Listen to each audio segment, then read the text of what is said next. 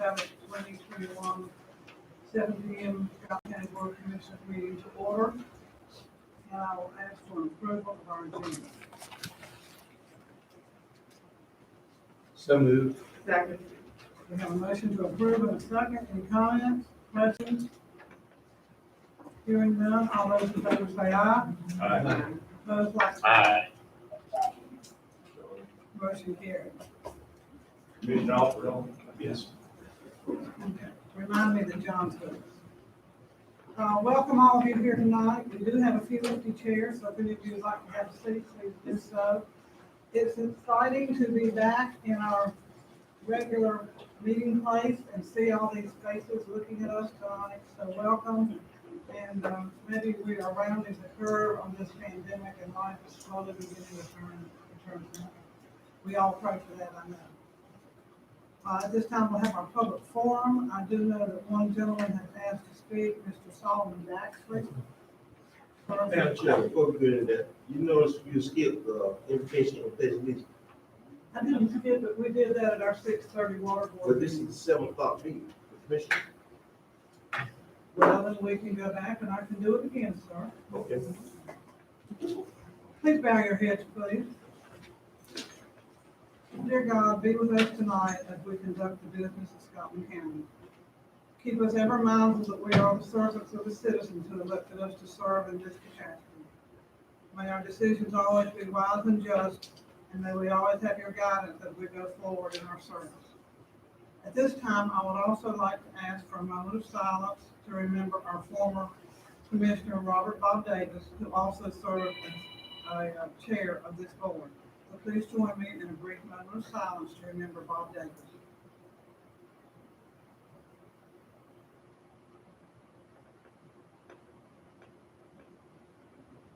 And all these things we ask your name and we pray. Amen. So the pledge, please join me. To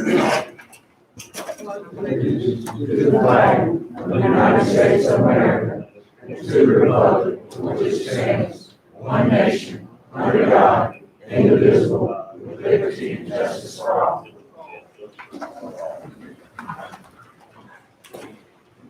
Okay.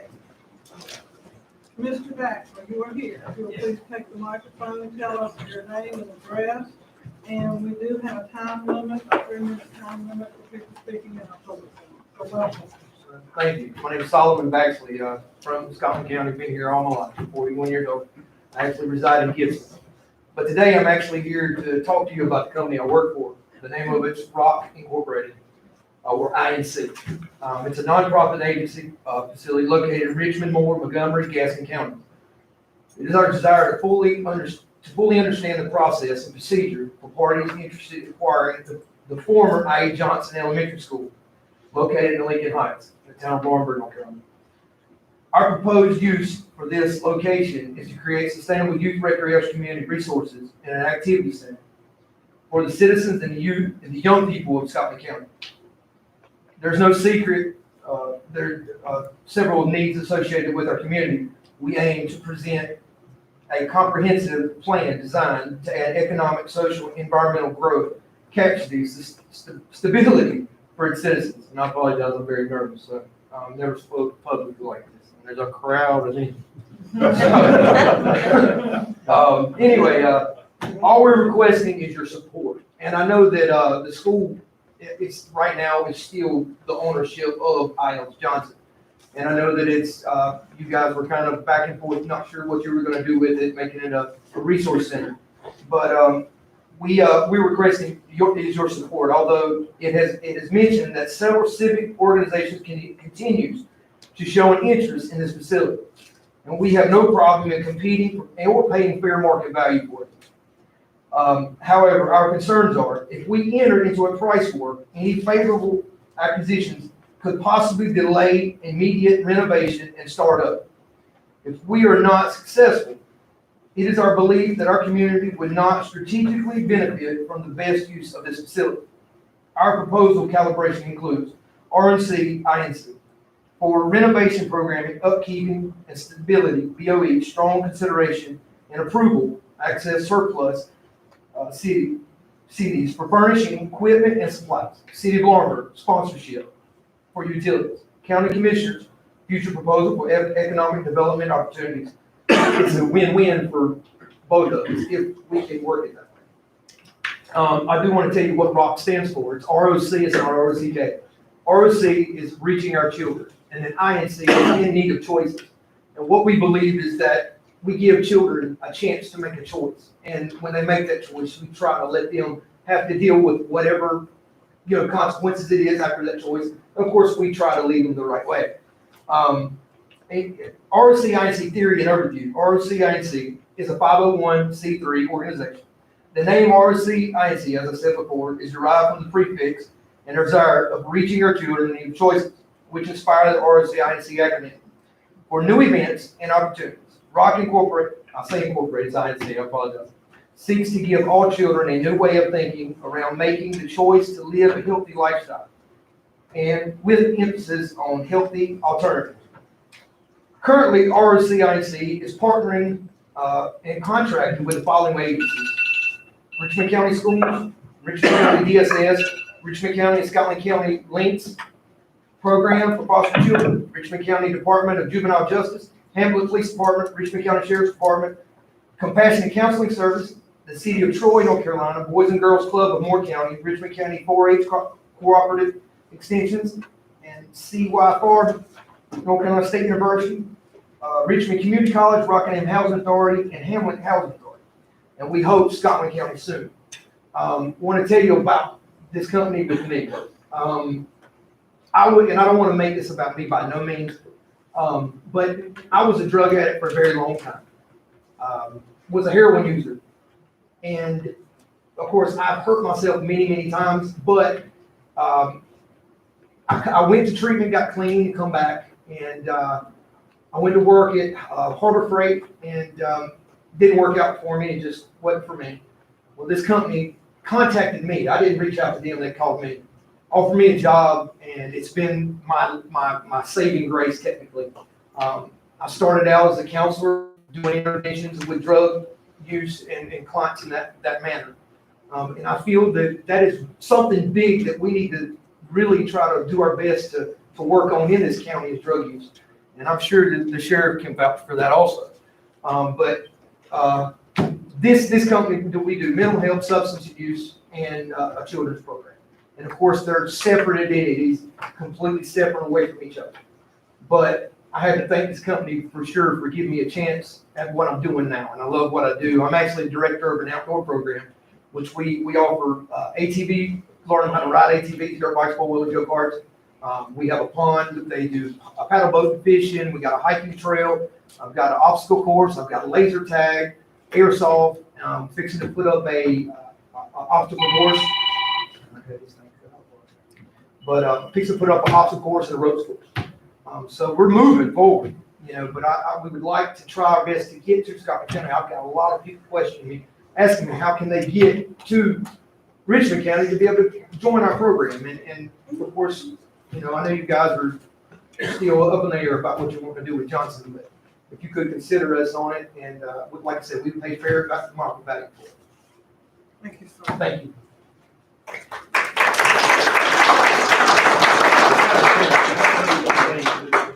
We all got this email a while back. It was from Terrence Williams, if I'm not mistaken. Yes, sir. Am I right on that name, about this type of proposal?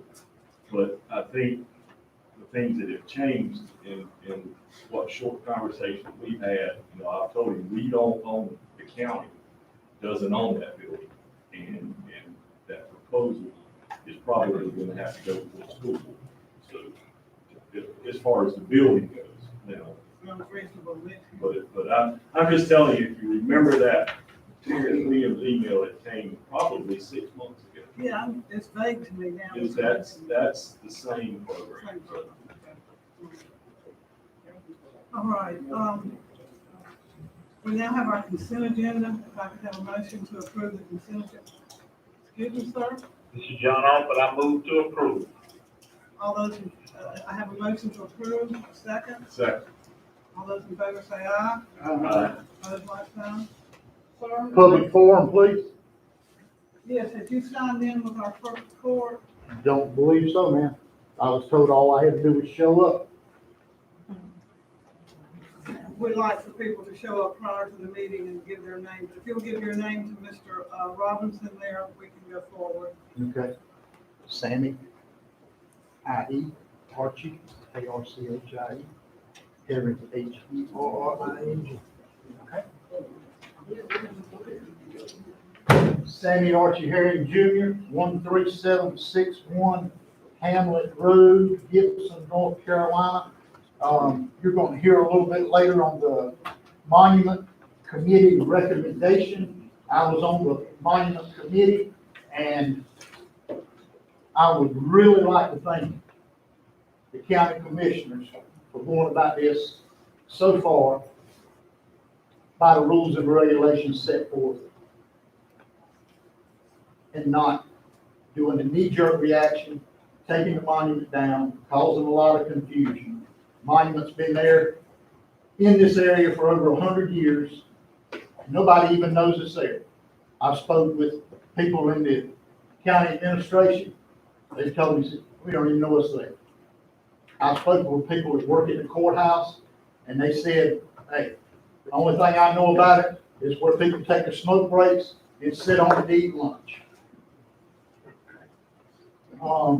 During that time, when I was on the committee, myself and one other committee member done over 30 hours of research. Some of it's in this binder. To be honest with you, I couldn't tell you who owns it.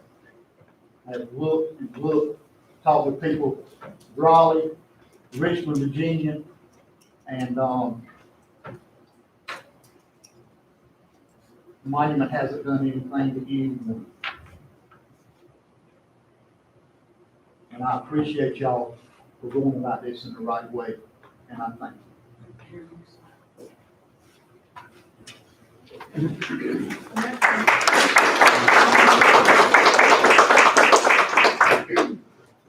Mr. McFadden, our next item on our agenda is to have a report from Mr. Robert McFadden, who has served as chairman of our monument committee and is prepared to give us a recommendation.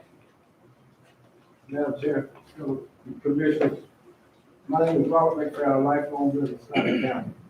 Somehow, Chairman, Howard put me in this position. I appreciate all the security. We did it. Anyway, needless to say, we formed this committee back in September of 2020. Starting out with an initial 21 members that volunteered to serve. And time and Dr. Lawson was volunteered to serve as a facilitator.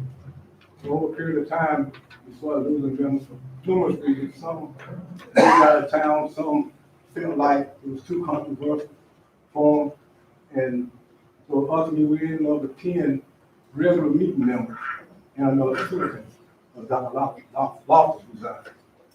So after, meeting, we finally, with 10 members, come to a conclusion of a 6-4 vote. So our recommendation was to remove the statute from its location was enacted. So ultimately, you all would make the final decision as to what happened at this point. But, unless you've been wearing blinders or had your ears closed, it's a controversial subject right now, the money. And there's a lot of legalities behind it, and removing it. So it's not something simple say, move it, let's move it. It's going to take this statute that you have to follow in order to move it.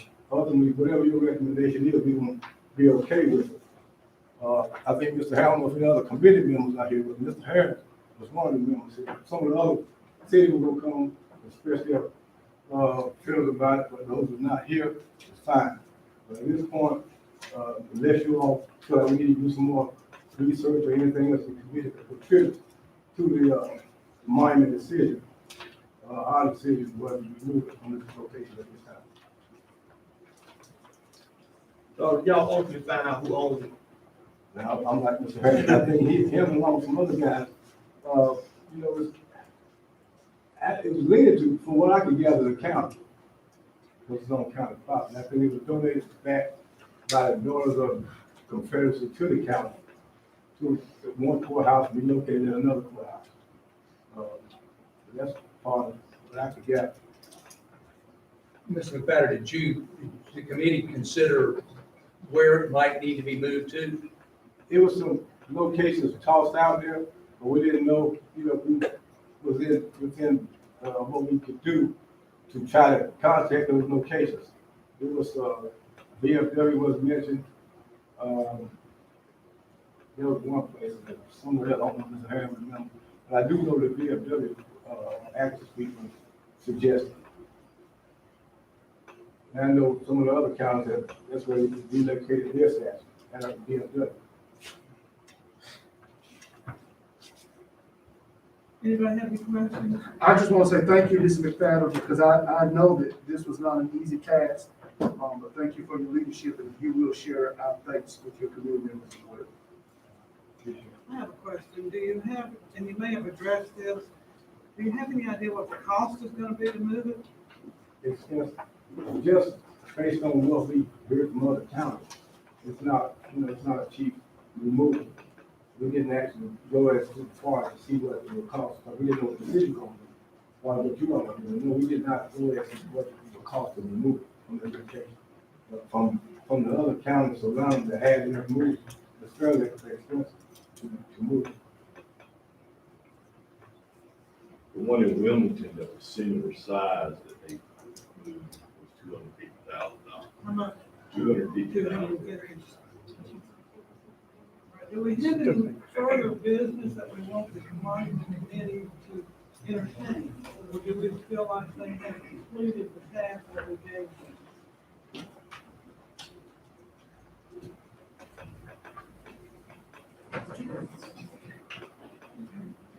Well, my thought is that I think they completed the primary task, and that was to make a recommendation to this board. I also would like to thank them, but there may be, as we consider what our options are, may be the need to recirculate something back through them. So I'd rather not disband them at this point. I understand. But I think they've done the job. And I'm not smart enough to figure out whether it might not be another question we need to ask. Well, thank you for your service. I know that it was challenging from the very beginning, and I do appreciate your willingness to chair that committee. I know it took a while to get it moving, but you did it, and we thank you, and we will certainly take the information you have given us and determine where we go from here. Thank you.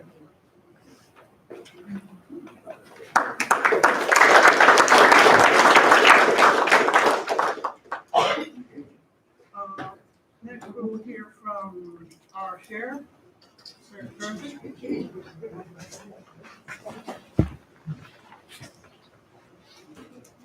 Madam Chair and County Commissioners, Mr. Johnson, Mr. Patterson, I truly appreciate the opportunity to speak, especially being short notice. Sometimes those are the best times when you speak, because you kind of speak spontaneously how you feel, and not give yourself time to think about what you're going to say, because you speak from the heart instead of the mind. I've been sheriff for 7 years. And each year at budget time, we submit the same paperwork, request that we're asked to submit. And not a lot of asking going on. I think the first time was in 2016. We asked for a pay raise. The sheriff's office side was given 5%. Then in 2017, the detention officers received 5%. And I really appreciate that.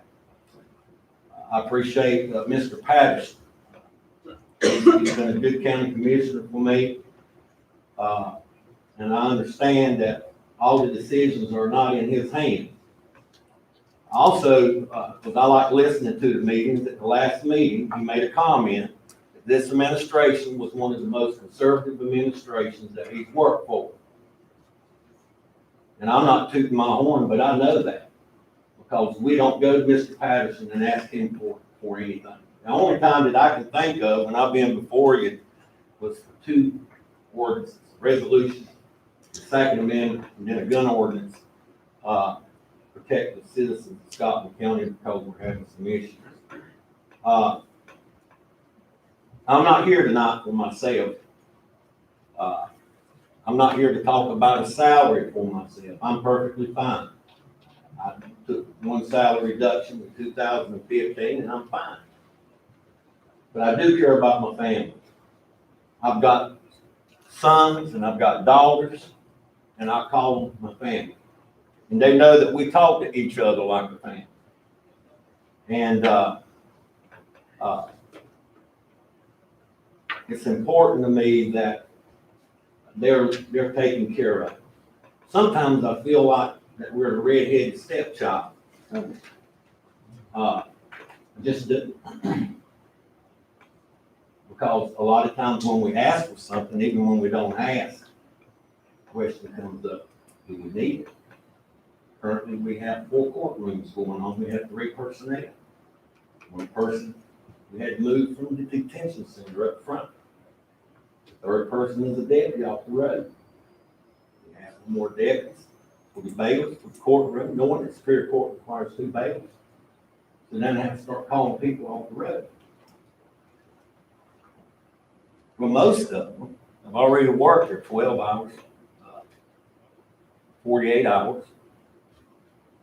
I don't feel like coming in with their day off to work for already at a low salary, what they're being paid for. They can go to the RIC and make $20, $25 an hour. They're coming to the sheriff's office. They go to RCC over here and make $18, $20 an hour. John? $20 an hour. They come up and work for me. Most of those facilities, they're just sitting there. If you come work for me, you got to transport an IBC, you got to deal with some person in the courtroom. Everything that they do when they come to work, they have no idea if they're going back home. And they choose to do this job, not because of pay. Every single person in here knew what they were going to be paid before they accepted the job. And I didn't ask all of them to be here. I was hoping some would show up to be my support. I've got one employee that doubled her pay last year because you can't keep people. IBCs. Audit man called me. How in the world did she double her pay? Because that hospital over there, it's like Burger King going through with IBC. And we transport them all the way to a hospital. Take them one day, it takes 10 hours to get there and back, and go back the next day and pick them up. You just have to survive. And that's what we've done. We survived. It's almost like, you know, in the Bible when it talked about the children of Israel, and they were under Pharaoh's authority, and they were being required to make bricks out of straw. And then, Lord, behold, Moses showed up.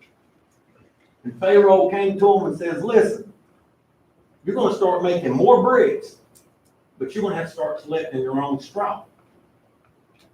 That's what it feels like sometimes.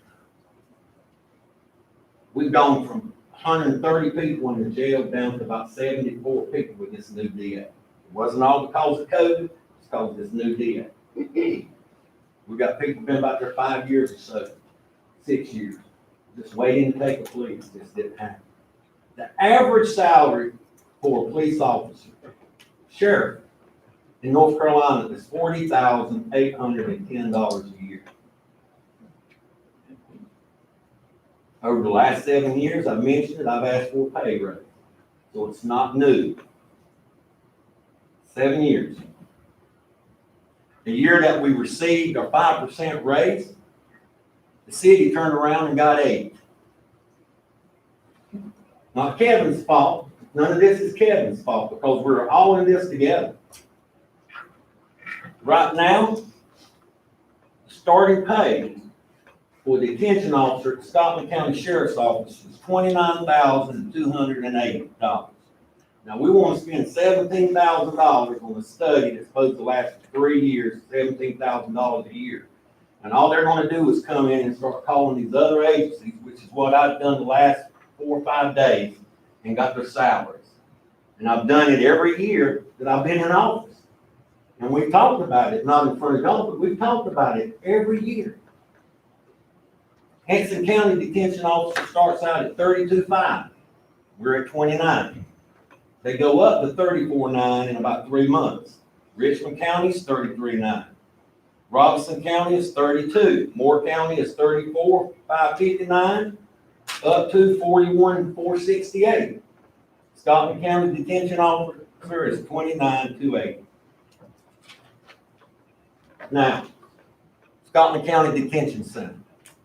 When I came into office, and Ms. Goldston brought it up at the last meeting, what about those issues back there in the detention center?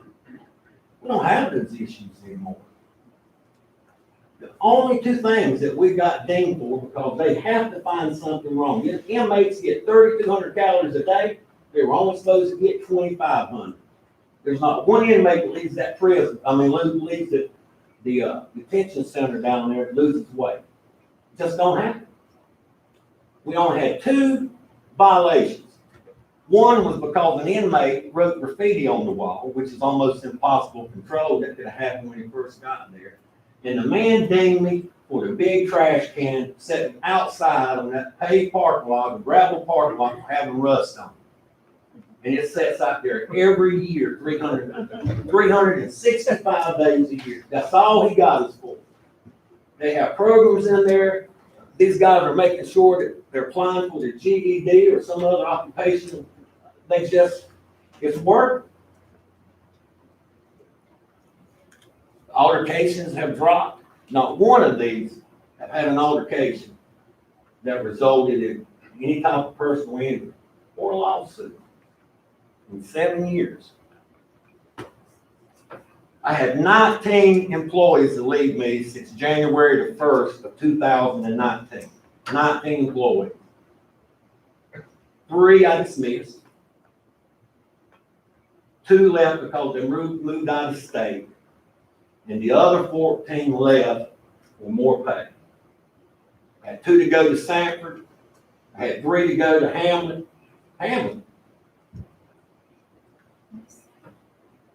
1 to go to, or 2 to go to the federal prison. And some of them are benefiting themselves. It's more money. 1 to the SBI, 3 to the Highway Patrol. Never in the history of the sheriff's office have you had so many people to where you held them to a standard of learning. Have they moved up the ladder in the SBI and Highway Patrol? Who knows? Maybe prison in the United States. I don't know. All I know is that we've worked hard for myself, for y'all, and I haven't asked Mr. Patterson for hardly anything. If I've done anything, we've turned money back in. And we've raised our own money. Billing prisoners that we house for the state because they haven't picked them up yet. And the new pay-tail system we have back there for the inmates, we've made $25,000 a month.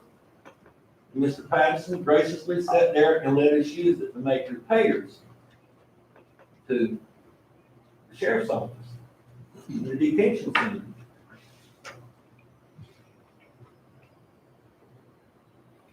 Scotland County deputy starts out at 32,832, and he stays there. He stays there until somebody quits in the deputy 2 position, or somebody gets promoted, and it opens up the deputy 2 position or deputy 3. Thank the Lord, Mr. Patterson and Susan them did implement this little step grade after they've been on how long? A year, 2 years? About 3 years. Yeah, every 3 years they'll get a little increase. Oh, 2. 2 years. Richmond County makes $33,000 starting deputy, which is not bad. Guess what? They just got approved for a raise, and the deputy's going to $37,469. Moore County starts out at $38,101. They're getting a 3% raise. They're going to $39,244. Robinson County starts out at $35,000 because they've got it set up now where they're sending civilians to academy and paying them, and then once they graduate with a BLET certification, they move them to $40,000. Hope County is $34,957 today. July the 1st, $41,127. Laurinburg Police Department. Walk across the street from the sheriff's office and make almost $6,000 more. 38,661, and if they get their 3%, they'll be at 39,821. Rayford Police Department spoke with the city manager today. They start out at 36,167. After 6 months, they go to 37,985, but if they get their 15% raise tonight, on July the 1st, they start out at 42,496, and after 6 months, they go to 44,621. And I've got a copy of this, I'll give it to you. Hamlet Police Department, 35,100. Maxton Police Department, man, $34,266. $1,266 more dollars goes work with Maxton Police Department.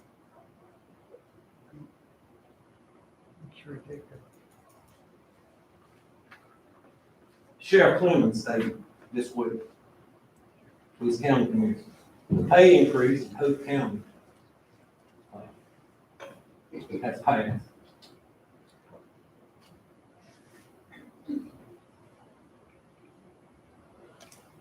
Says Hope County as a sheriff's office is beating Richmond County out for new hires in the region with a salary of $41,127 for newly hired deputies and a 15% pay increase for deputies already working for the department. Peterkin stated, and this is happening.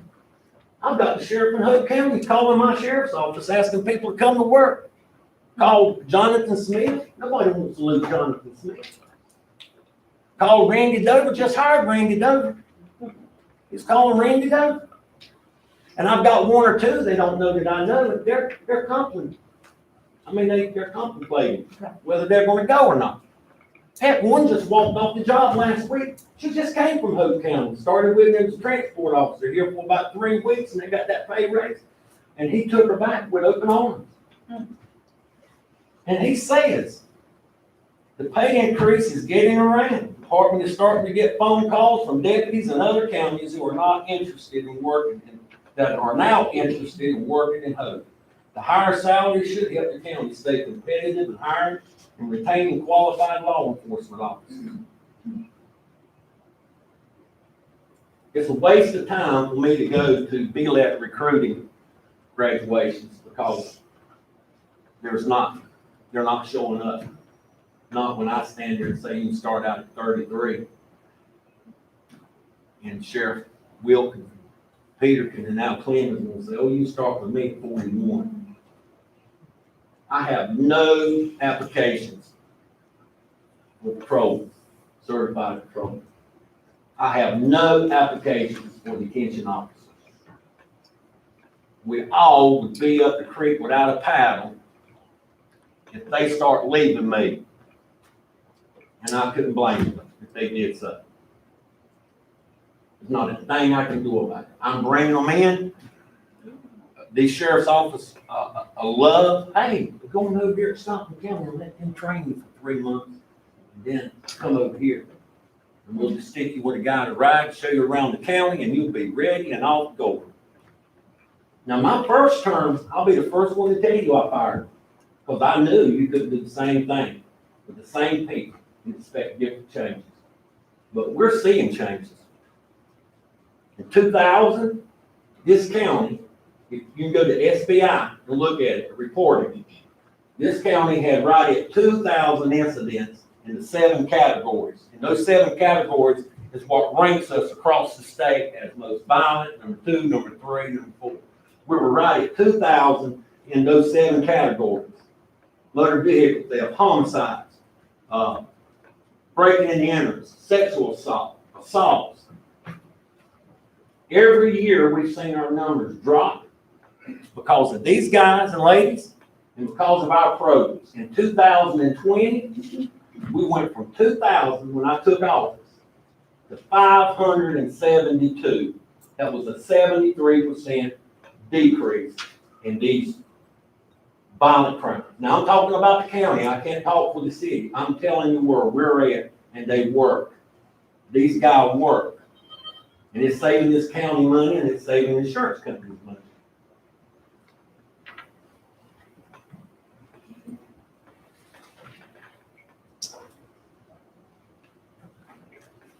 I plead with you tonight that the before you pass that new budget, please consider giving these guys a pay raise and late. I know the money can be found somewhere. My dad used to tell me that never give up. And I remember when I grew up on the Mill Hill, and I know you probably don't hear this story. I grew up on the Mill Hill. People told me I would never be anything. Well, I became a Marine. Finished the Marines, and people said, "Oh no, you'll never make it highway patrol school." I retired for 30 years. And then I had people tell me you will never be sheriff. And we proved them wrong. Both ways. Party-wise, which I never liked that party stuff, and incumbent-wise. Whether my time ends next year or if it don't, I've been a happy man because God's granted me everything I've ever wanted. You, family. Except before I leave, if I do leave, I want to see these folks. I want them to know that you care about them. We spend money all year long on crazy stuff. School, school just asked for a couple $1 million, of course. And I'm like, this makes no sense. And I'm not gonna talk about the money we throw away. That's right. But we're fixing to throw away $17,000 to do a study when all you have to do is pick up the phone and call the other counties. Heck, all you have to do is read the paper. We're in a bad spot right now with keeping folks. I don't want to lose any one of them, but I can't do it without your help. I don't want a pay raise. I believe I'd ask my chief, and he'd tell you, we don't want a pay raise. I could care less about a pay raise. I need a pay raise for these out there, my first line supervisors, those out there risking their life every single night, back there in that jail, keeping them safe when they may get hurt themselves. And we know that it's happening. Y'all sit on this board and know that it's happening. I come in here tonight, I had no idea what I was going to say. I had a little format. But getting mad, making you mad at me is not going to help anything. It's not going to get them a pay raise because you hold the pen. And I know if you go back and you look deep enough, you can find him something. I'll come cut y'all's grass and wash your car for 365 days. Yes. Can I ask you a question? And because at the end of the day, how much, and I can use the national average on it, but I'm gonna ask you. Yes, How much does it cost you when you lose an employee? Oh, she can tell you. I'm talking about a dollar amount. Oh, I can tell you this. Whole rehire, transfer, I'll mention this so I don't forget. Based on what the sheriff's office are paying their employees right now, a 15% raise would not get us to their pay. Their old pay, and they're fixing to get another 15%. So I know if I come in here and say I need a 30% raise. No. He's gonna be asking Barbie to take me to Dorothy. What I'm asking you is, on those 19 employees, what did it cost you? $250,000? I would think, you gotta figure, we went to this to save money on the Class A's, because you buy someone that uniform, and nobody's the same size, right? It's about $800 for the uniform, not the, versus this, probably $150, Big J? Yes, sir. About $150, and then it gets messed up, but you can't that. And at one time, I had them sign a form saying they stay with me for a year or they pay the uniform back. But I think we talked with someone in the county, and they said that will. So now I try to hold their check and keep a piece of equipment, not try to hold their check and they bring their check up there and give it to them. But it doesn't always work, but it costs us a lot. And the other agencies are benefiting from it. At one time I didn't think a new employee would come and stay with you for 3 months and then just take off and go somewhere, but the dollar talks. And, So what's do you have a number? if we got a 15% raise, I'm just throwing this out, if it was a 15% raise, my detention officer would go from 29,280, the detention officer 1, to 33,672, which is right in line with where most of those detention centers are now until they get their raise this year, and then of course they're gonna go up. And of course, if we did a deputy 1, just basing it on them, they would go from 32,832 to 37,756, which will put us right in line with Richmond County because theirs is almost the same. It would be $200 different. Now, Moore County, they'll be at 39, but there's no way. And of course, I understand Polk County. I mean, when I was over there was nothing but a sub sandwich shop. When I moved over there, 3 hospitals, you had to drive all over North Carolina because they didn't have anything. But now it's just, I understand their tax. COVID hadn't hurt them much over there. I know it's military, but my dad used to say nothing is impossible. And I know somewhere there's some money laying, or we can squeeze it, we can do something to help them out. And that's all I ask.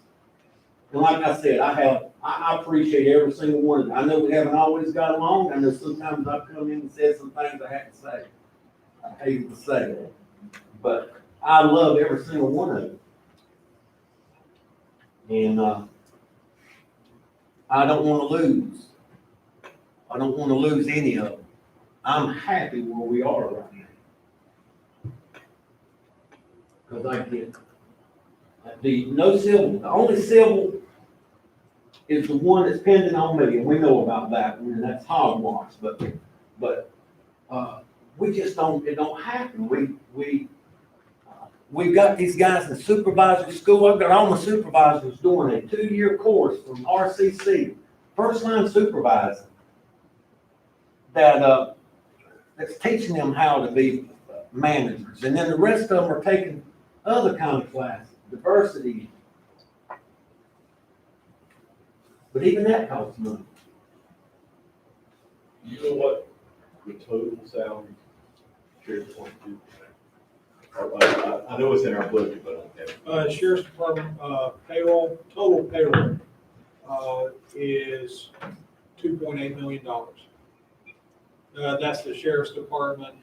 Jail total payroll, $1,228,000. So you're talking about $400,000 with 15%. I don't know. That's a lot of math, but roughly. 600. If you look at sheriff and jail. Yeah. It would cost 600. 310, no, 450. At 1.2 million plus 2.8, so it's a $4 million combined salary just over. Oh, I'm sorry, okay, so 4 million, yeah, 600,000. 2.5 cents on the penny. Now, with that, an increase would not impact health insurance. So you would do, that would take it down to 400,000. I mean, 4 million. Payroll tax. It would impact that, so I believe not only salaries, but you have about a 22% fringe that would be added to it as well. 20, how much? 28. 28. That's right, because law enforcement will get a different retirement costs. So yes, and if you're just some very quick math during this, about a $5,000 increase for the officer positions in the sheriff's department would be around $320,000 for just the people, just those who are in deputy or investigator positions. That doesn't include anybody in the detention center. No, sir. And I just picked up the numbers there. Would put them in line with the starting salary of the city of Laurel. And how many's in this year? How many? I have 22 and you get 23. Files for another $100,000. Jail. And we're back to 400. Yes. You say your house. You say your house. Somebody's got to pay that tax.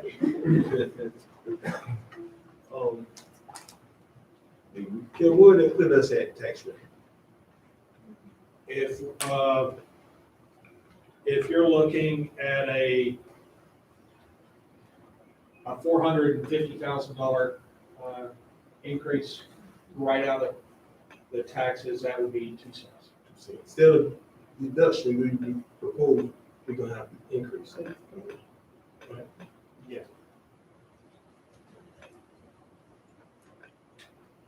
I believe, if I talk to a lot of people, y'all do, that if they know that it's for the office, I have people contact me all the time. They know that it's for the office and not going somewhere else. I don't see anybody in this county that's going to argue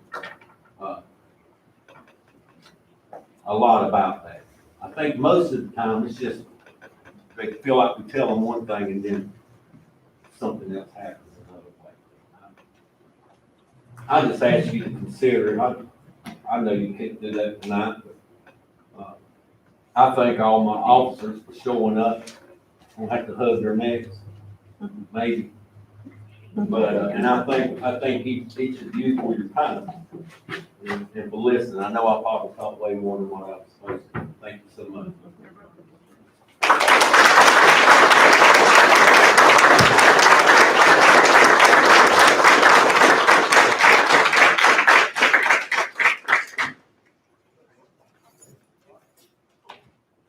All right.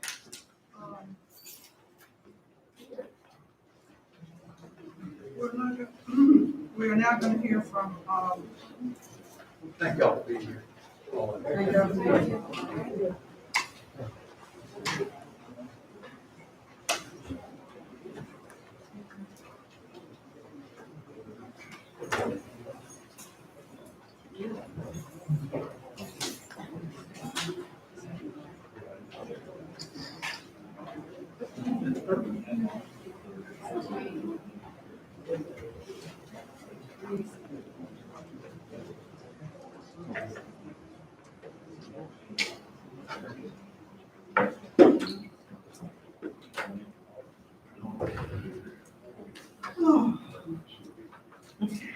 okay.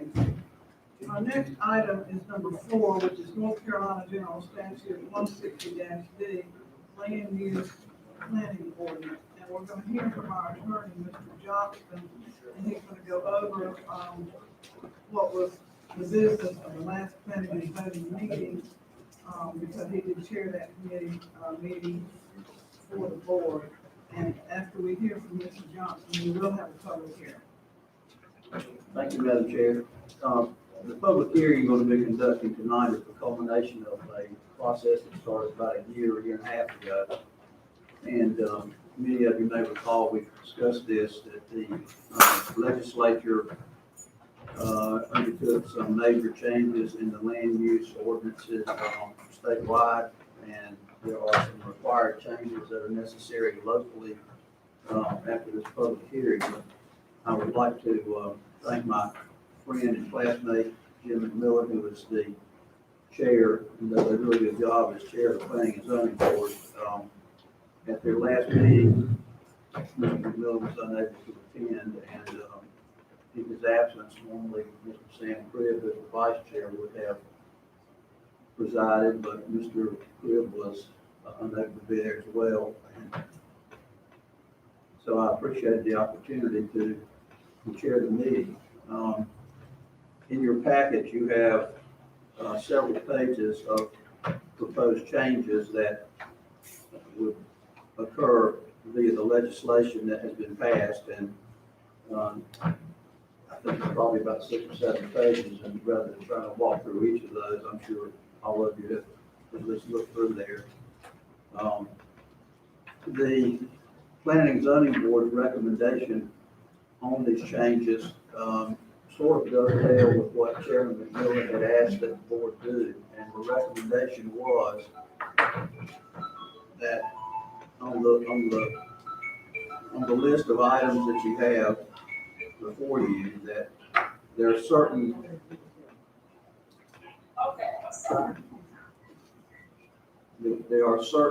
topics that, as you see, say required, and some say recommended, and then there's some other categories too. But the recommendation of the Planning and Zoning Board was that the commissioners proceed on the ones that are required, because there's a July 1st deadline for those. And in order to give the Planning and Zoning Board the opportunity on the ones that are not mandated, to have adequate time to study those, they would like that the board not proceed on the items that are not marked required. So that was a unanimous recommendation, and that board meets in a way that their minutes of their meetings are not adopted, so that you would have a official version of those minutes presented to you at this meeting. They just don't get turned around in time for that to happen. And so that's the short summary of what their recommendation is. And as your attorney, I would concur in their recommendation that you stagger it that way and give the board that is supposed to give you advice and suggestions on changes where you have an opportunity to have some discretion. Give that board the chance to study the proposed changes and make its recommendations to this board. Anybody have any questions for Mr. Johnston?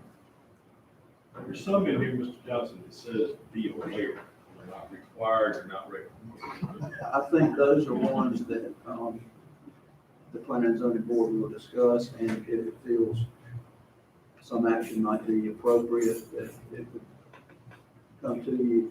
And I had, and quite candidly, had some conversation with different folks about the situation we have with the BGCI situation. And I know that there may be some sentiment about doing some modifications that may be tailored to that particular tactical training situation. Of course, that particular entity is no longer has ownership of that property. So, and as all the board members know, the lawsuits we were involved in have been dismissed with prejudice. So there may be an opportunity if the board decides to move on that to address it in more vacuum than existed when we were looking at it before. Do you have a question on that? Yeah, Madam Chair, and I've talked with Mr. Johnston earlier today, and Chairman McMillan, if you want to respond to this, you may not have a response. When we had the issue with the training facility up on 501, we had back in September, October of last year, we had an amendment that was before us that we adopted. There was considerable conversation in the community from the different parts of the community up that way that were in favor of us adding a conditional use permit language in that amendment. We determined that that was not going to be advantageous for anybody for us to do that, and we passed the amendment without that language. I think it was the right thing to do. But during that time, I had conversation with Mr. Patterson, and I believe with Mr. Johnston, although I don't really recall that completely, that these revisions were coming out, and there was going to be some language in here that would provide some of the protections that those communities were looking for, without us having to have done what we didn't do back in September, October. So my question is, are those protections in the new regulations? And I'm not sure that they are. In my opinion, they're not in there now. But I believe it's certainly within this board's authority to task the Planning and Zoning Board to take another look at it may not be called under the new language conditional use process, it might be conditional zoning process or something. The bottom line though is my understanding of what you're interested in is having assurances that there's public input in that type of process. What you call the conditional use process or the conditional zoning process or whatever you may label it. I think that there were several things involved with it, and I think that's the essence of it. I think that the conditional use hearing aspect was more of a judiciary hearing, and it had restrictions as who were actual parties, to the point that some of the folks who were concerned about what was happening back 9 months ago wouldn't have been a party to it anyway. It would not have helped it very There's a much. requirement you have some standing in order to be able to be considered a party to it. And I think one of the concerns was that there was going to be some protections in the restrictions, in the new regs, that would help those issues. I'd like to make sure that we either they send it back to them and let them at least see what that is, and if it's appropriate for them to make that recommendation. And I think this board in its final version of the amendment had included a number of protections in the amendment that didn't exist for some prior applicants, so that you were ultimately had a much better product with more protections in it. There were protections about noise, there were protections about buffers, and there were a lot of things that were in there. And I guess I think that was also something we thought was going to be in this too. And you would want that included in any amendments I would. of this nature. And if you would, what the zoning board did decide to do were the aspects that are statutory requirements for us to meet the July 1st. There is going to be a significant change and rewrite in it. And in conversations with the contractor who is helping us rewrite the language, we did have that conversation about going to conditional zoning. We're doing a modification away from conditional use permitting, but to conditional zoning, which would add additional layers of protection, as we discussed.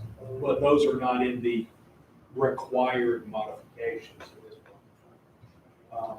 Now, also, it's my understanding, and this is a conversation that I had with Mr. McMillan, that the zoning board is interested in taking up, as they're going through a series of workshops.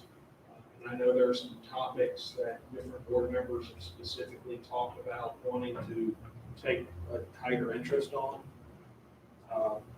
And they would be able to do this because the entire agenda will probably be back for their consideration by October. And then for this board's final approval by the end of the calendar year. So there's still some time, but there are a lot of issues that they're still going to work through. But they want to make sure that they take their time and do it appropriately.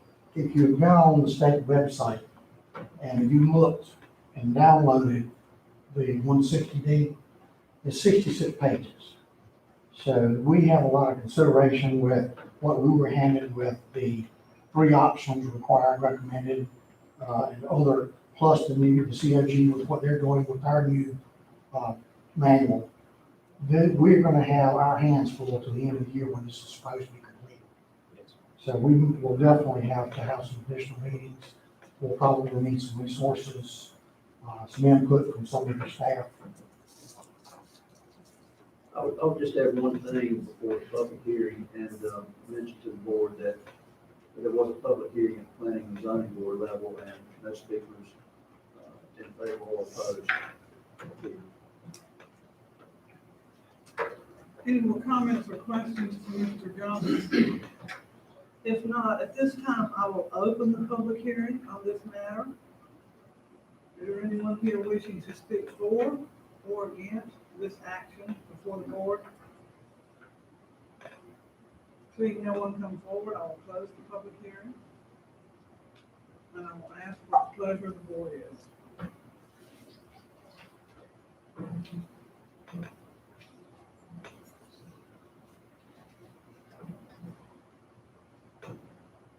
So can we do this with a motion for that and just to specify the required Yes, sir.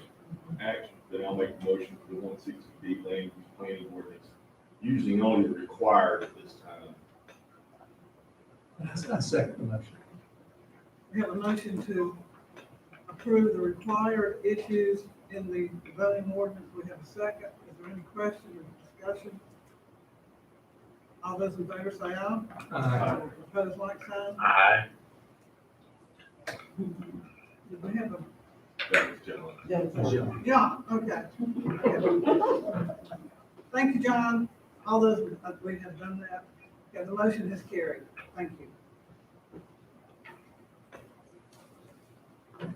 All right, next we will hear from our manager and have our 2021, 2022 budget presentation. Okay, with this, there have been some changes in the total budget. And the Excel spreadsheet is available in Google Drive to the commissioners. And if you need any help navigating it, please let me know.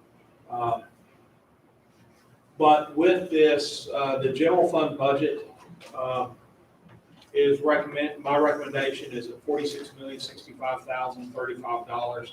With that, I am recommending that we maintain the current tax rate of $1 per 100, which would generate $22,888,000. That also includes $6.6 million of unrestricted sales tax, $1.6 million of restricted sales tax, and that is restricted for education, bringing total taxes to $29.5 million. After that, there is an additional $16.5 million of primarily federal and state revenues, as well as departmental fees. And there is an appropriation, use of fund balance of $1,090,000, and that gives you a balanced budget. Kevin, one question before we go forward. Where did the lottery drawdown, will it be in? That's in the federal and state. Okay.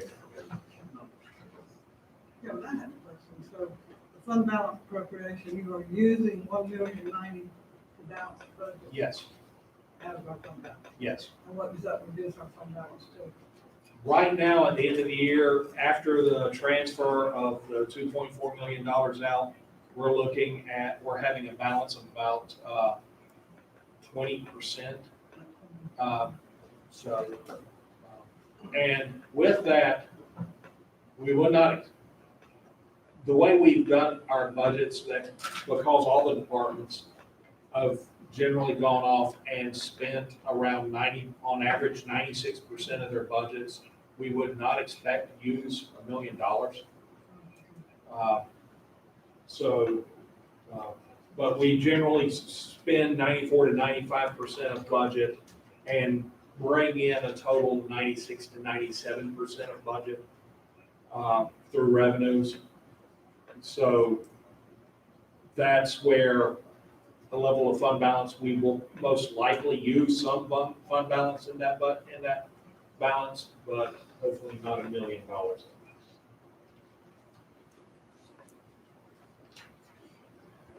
With that, then it's just talking about a breakdown of, again, looking at where we are. I've taken out the total expenditures for the 46 million, so you can break out by category. Education is, of course, the school system, as well as Richmond Community College, public safety, law enforcement, jail, EMS, 911, rescue squad, forestry service, human services, primarily health, DSS, veteran services as well. With that, human services is one area where we actually had an increase, but those are increase in state programs, items at state programs that are really uncontrollable. It was special assistance and foster care, which we would love to be able to drive those costs down. But those are the categories. From those, are you have the dedicated revenues to those programs, and then going back out to the net support, which goes back to your 29.5 million, which goes back to the amount of taxes that we collect through either property taxes or sales taxes. So that takes you back into your allocation on exactly where the total taxes go.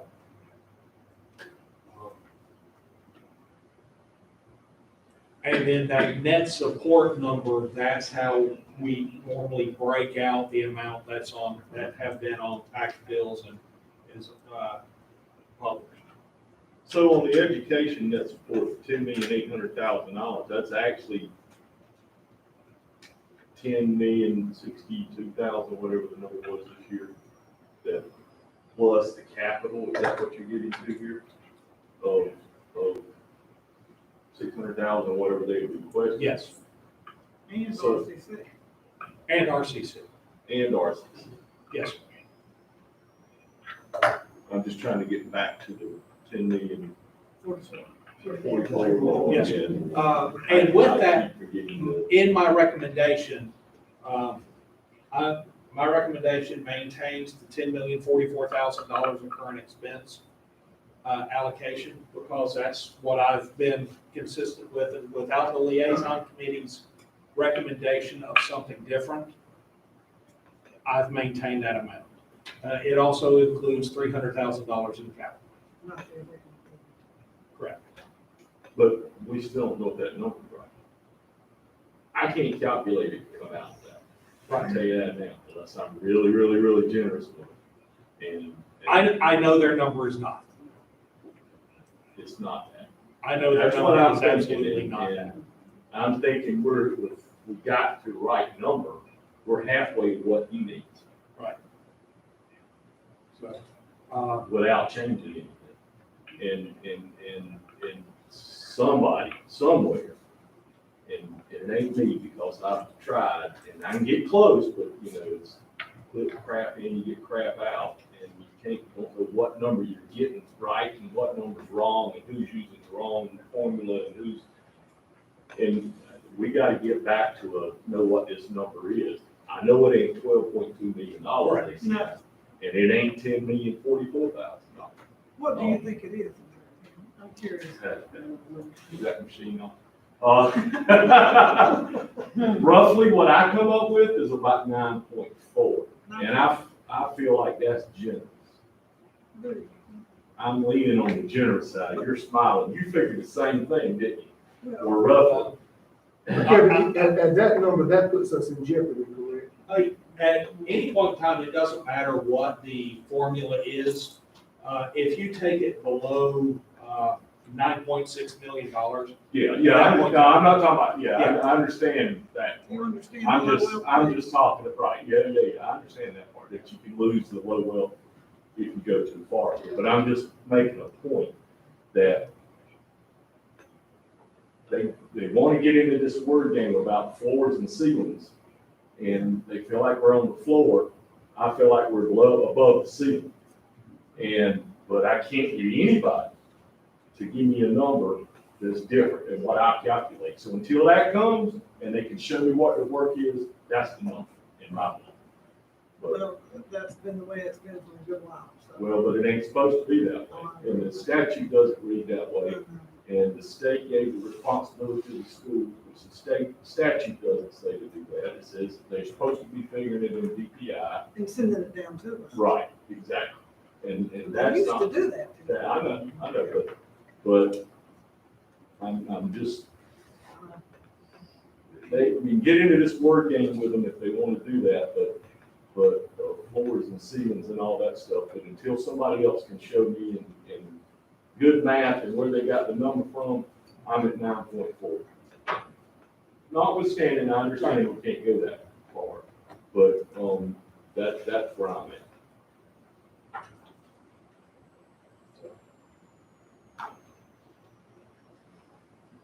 but that's the allocation of the $29.5 million in property, sales and property taxes that were collected at the current tax rate. With that, just a breakdown of how the total $46 million are spent. With that, of course, Scotland County, our local government is a service industry. Most of our services we don't want to use. We want to have a great service sheriff's department, but I truly hope they're not sitting in my driveway when I get home. You know, and I tell that to anybody. But with that, our payroll is 47% of the total $46 million, because it is people. 40% goes into operations. That includes what we give to the school system. Thereafter, debt service and capital is 13%, but the school's debt service is also in that 13%.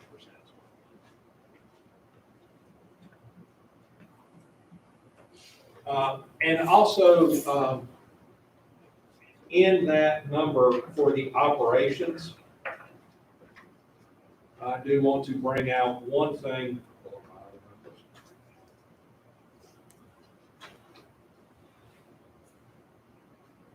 Last year, or in the current year, our operation budget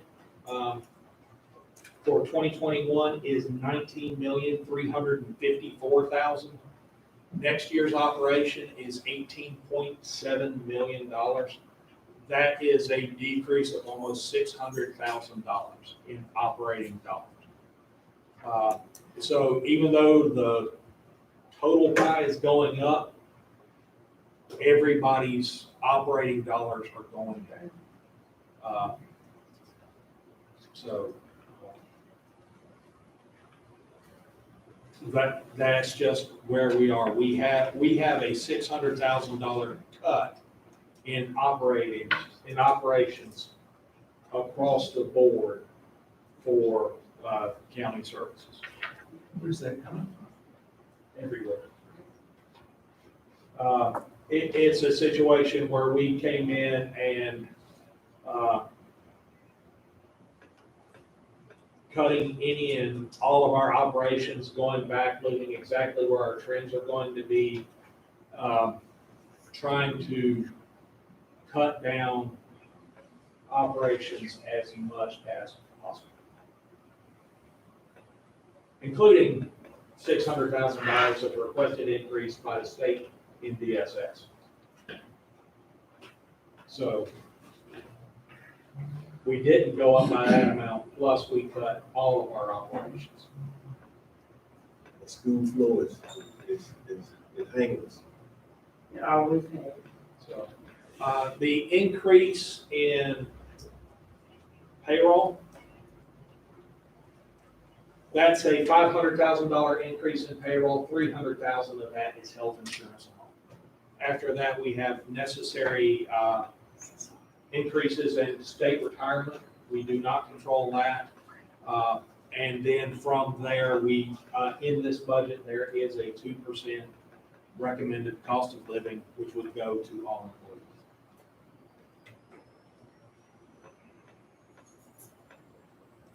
And here's where we are.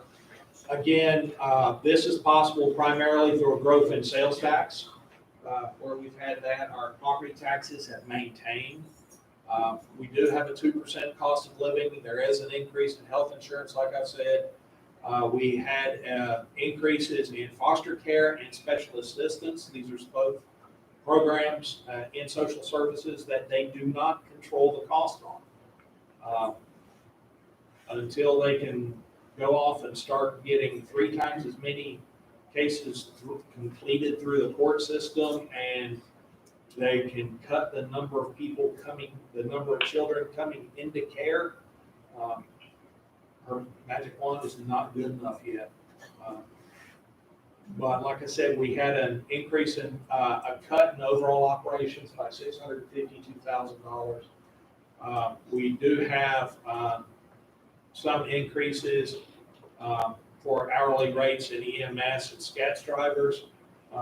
Sheriffs can't get people. EMS, we just have positions where we have positions that are open for months at a time. and that's happening in a lot of our departments. Kelly, Yes. I thought we decided we were not doing that salary study. No, the board decided to fund the first year of it.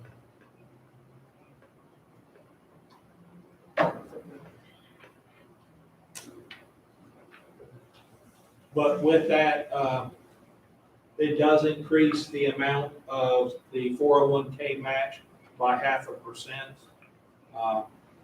And it does include the first year of the salary study. Is that 17,000? That's 17,000. It's for the first 2 years, and then the third year's under 2.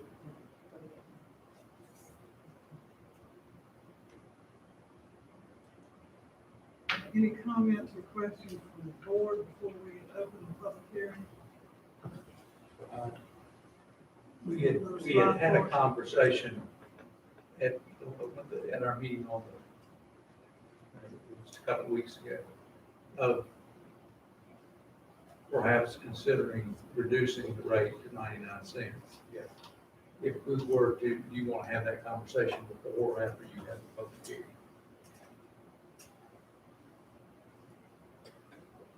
It would probably be better for board discussion after the vote.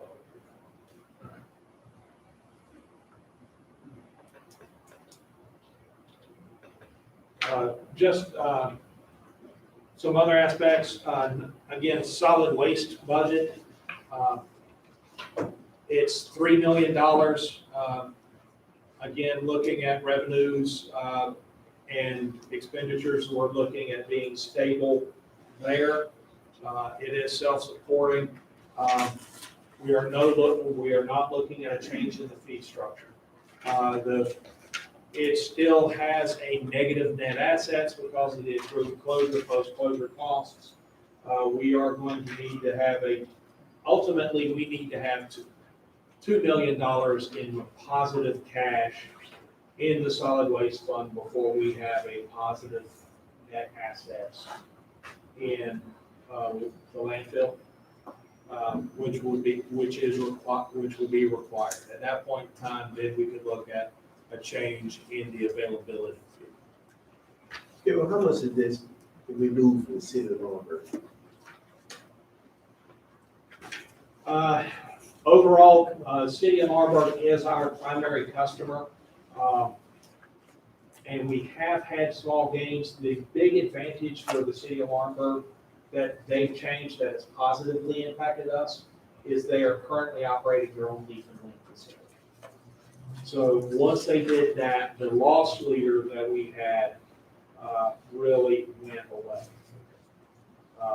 But yes, if they went off and closed their leaf and link facility, at that point in time, we would need to change our fee structure.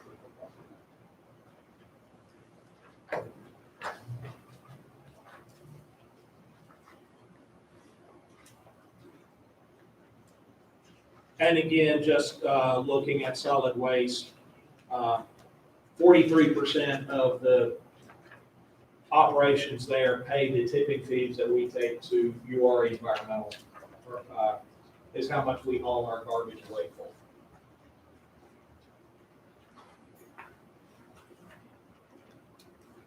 Water districts, and again, just looking at a combined water districts, because they really make no sense to look at separately.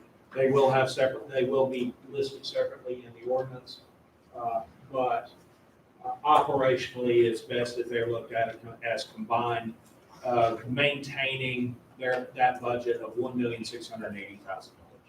It does have the use of fund balance, again, for $300,000, our use of fund balance, which goes to capital, which would fund the installation of generators at our 3 lift stations in the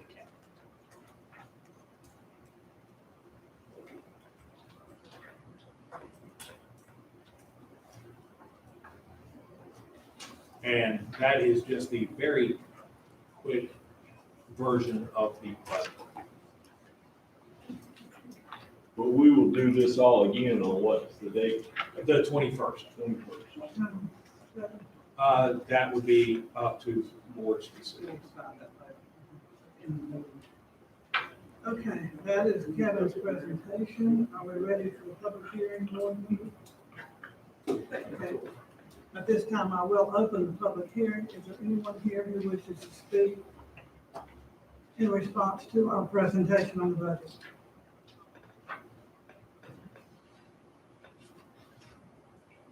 Okay. Madam Hearing Chairman, no one? I know that the sheriff does not want to repeat his comments from earlier, but I would like the board to take into consideration his comments Okay. to We us. will consider your comments part of our public hearing, Sheriff. Oh, I'm sorry, you do wish to speak? Yes, ma'am. You'll need to come in and be sworn. No. Huh? Public hearing? No, not for the public hearing. I'm sorry. This is just a friendly. The people online can't necessarily hear you if you're Yes, not. sir. My name is Barbara Ann Britt, and I work for Scotland County Sheriff's Office in transportation. I transport inmates, I transport IVCs from Scotland Memorial Hospital. Just a friendly invitation. You guys want to one day, you can ride with me. I'll keep you safe. But it's really hard driving down the road with someone in the backseat screaming for 4 hours. And I would really appreciate it one day if you guys would just ride with me. Thank you. You're welcome. Thank you for speaking.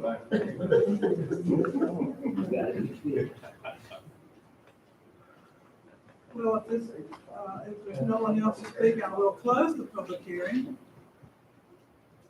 And I will now ask what discussion we as board members want to have in response to Kevin's presentation. Whit, you look like you're about to chew. No. I believe at our last meeting, there was a conversation that if we wanted to reduce the tax rate, and my question is, that would be a reduction of $250,000 or something close to that. You know, what would you recommend us do in order to reach that? Exactly where we are, look at those tax revenues, see where it can do, where, if there's any potential increases in those, depending on what we have. And hopefully they would be positive, and then going back in and just trying to find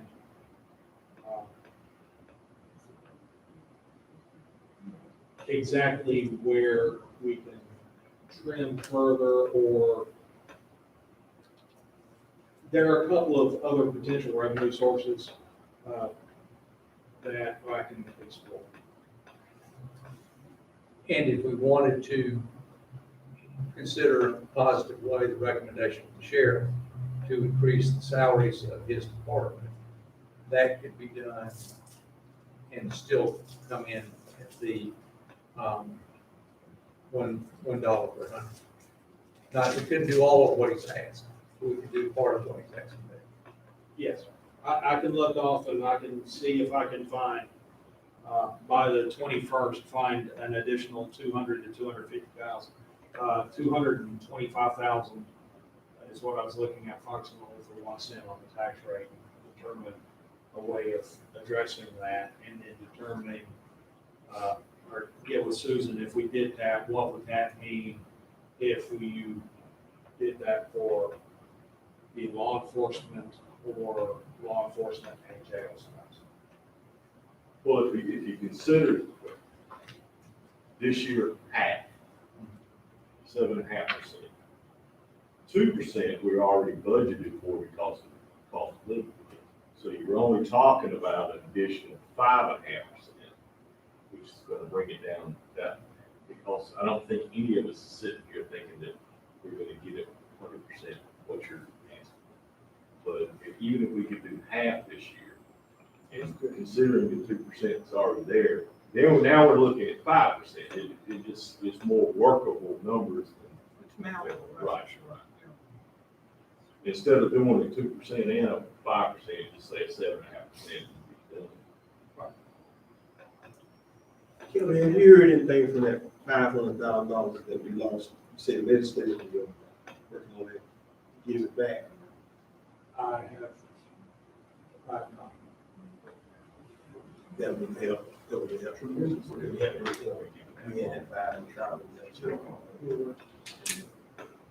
So I understand that you can reduce the tax rate. Don't put an and in that after. Well, and none of this includes that 6.7 million, right? Correct. Yeah, we don't know what we can do with it. Correct. With that, on the 21st, we're going to bring back a project ordinance that would include that because it is multiple, and that is multi-year funding. So we will have a project ordinance on the 21st. No, for the American Recovery Rescue. Oh, that's separate, yes. Okay, do we know what we want Kevin to do between now and the 21st? Anybody want to summarize? He probably has the summary already in his head. I've got an idea besides drinking heavily. Well, I know that ain't gonna happen, but anyway, so summarize for us what we have said. So when we leave here, we're all on the same page. Looking at,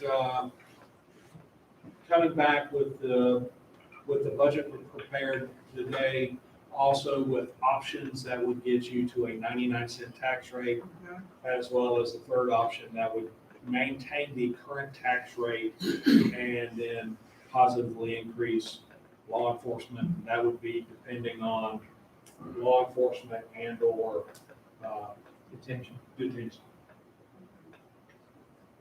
Yeah, I think we can, deal with the budget at 99 cents. And that would be a savings to the taxpayers. But I believe that 1 penny would be better spent on salaries in the sheriff's department than reducing the tax rate.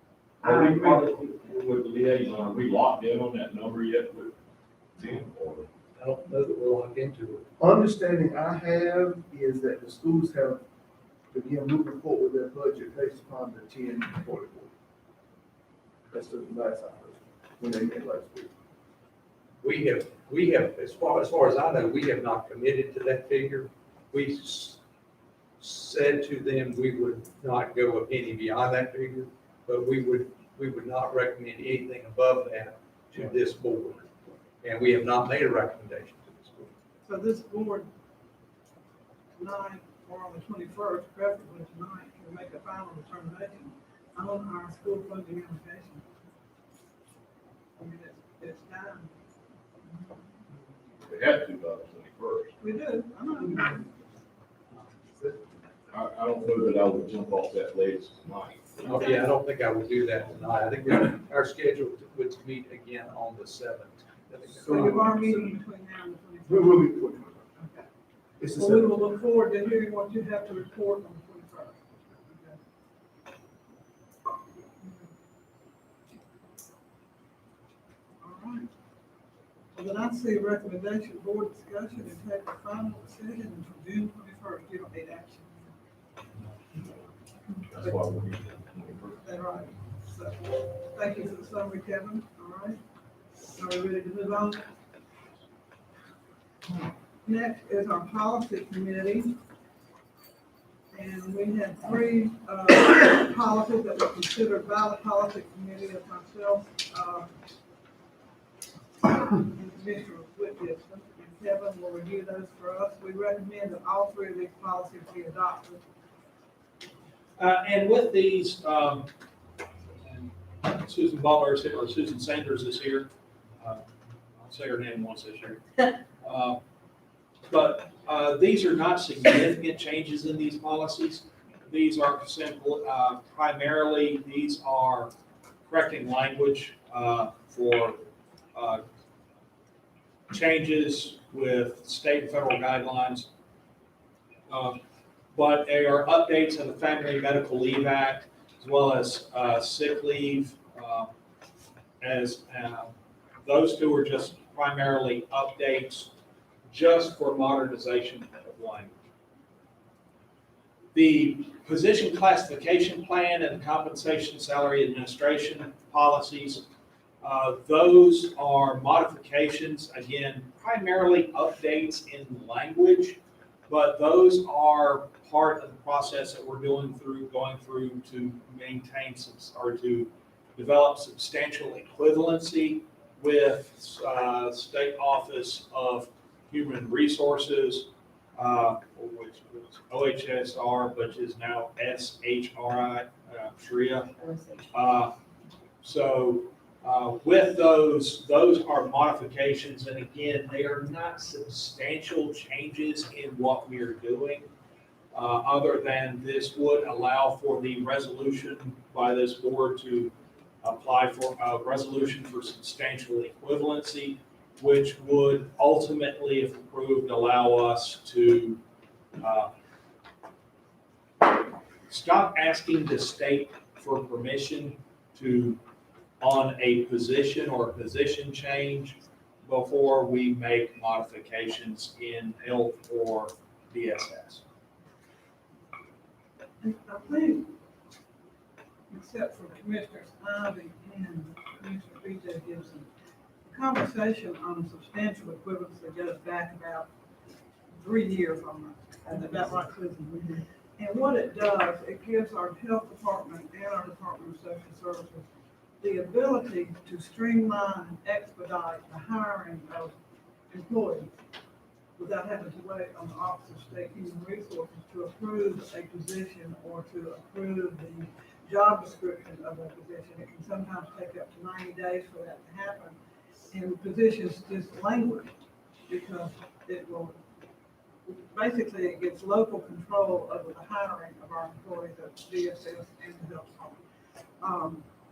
We'll have to apply for that once we've got this in place. But, isn't that right, Susan? And that's what we're doing with the resolution. We'll present that to OSHR for their August 3rd meeting. So they will look at what has been written by our own Department of Human Resources and they will sign off on it. And our Department of Human Resources will be able to expedite and get people on board in a position without having to wait weeks or months. Sarah, Susan, I can understand what you're saying about that. However, I haven't heard of the committee, the policy committee, talking about anything, any statement with diversity. We talked about, doing the policy on that at some point. And I would like to see us go on with the policy committee, come up with some policies that would add to, give us the opportunity to provide more diversity in the social service, health department, whatever. I don't want us to get very comfortable with, with the way it is and be able to state not even have to do any kind of consideration we can go and do as we see fit. Which I share with you all, Ms. McCall, not about that, but about the substantial equivalency that I have early on when I first got on board with commissioners. I heard from a number of DSS health department employees locally and some other counties who really told me, be careful of that they were hoping we did not do this because it does take things out of us having to go to the state and everything is done locally and just fearing that things will not be done as carefully as they are done because you have to go to the state. So I still have some hesitation myself there, just with us taking it where we don't have to go to the state. And I understand it expedites the process, but in expediting the process, I don't want to put us in a position where locally we're making decisions and we don't have anybody above us for having to approve or disapprove that stuff. And then we put ourselves into some situations that we don't need to be in. That's a point well taken. The office of, all that says this only applies to 2 departments. It does not apply countywide. It does not apply to inspections or to zoning or to the sheriff's department. It only applies to the 2 departments of health and DSS, the substantial equivalency. Susan, what was your comment on this? I was just going to comment to that is that all the hiring is done locally and has been done locally ever since, even with OSHR. The only thing that OSHR would do is to determine if a position is minimally qualified. That's if, now, what they've done is to allow people in these agencies to become qualified to qualify their applicants, but they had to go through training from OSHR to actually do so. We had guidelines regarding minimally qualified, but as far as the hiring, it's always been local. We just send it up there to determine, are these applicants qualified? And we do have trained staff in both health and DSS to qualify applicants. And the other part is just the classification part. It's just any changes in a position, rather than having to go to OSHR, we've been trained to do that through OSHR. We have guidelines that we have to follow, and we would still follow the job specs and everything that the state has. We would still follow those. And one of the big things, and the state has gotten faster because they've automated the process, but one of the things is we need a social worker 2 position. We have a social worker 1, which is entry level. And in environmental health, I make the joke that basically for the first year, they can carry the actual person's clipboard. That's all they can do. And social worker 1 can do a little bit more than that, but they can't do what a social worker 2 does. We want to hire a 2. In the past, we would have to send that up to the state, and they may take, at that point in time, they take months to go on and approve the form that we copied from the state, saying this is a 2, for them to rubber stamp the state that the form that we took from them to get back to be able to hire a 2 position. Then coming back in, and like Susan says, we still have to have someone who is qualified who would go through the state training to say, yes, you have the qualifications to meet this 2 position.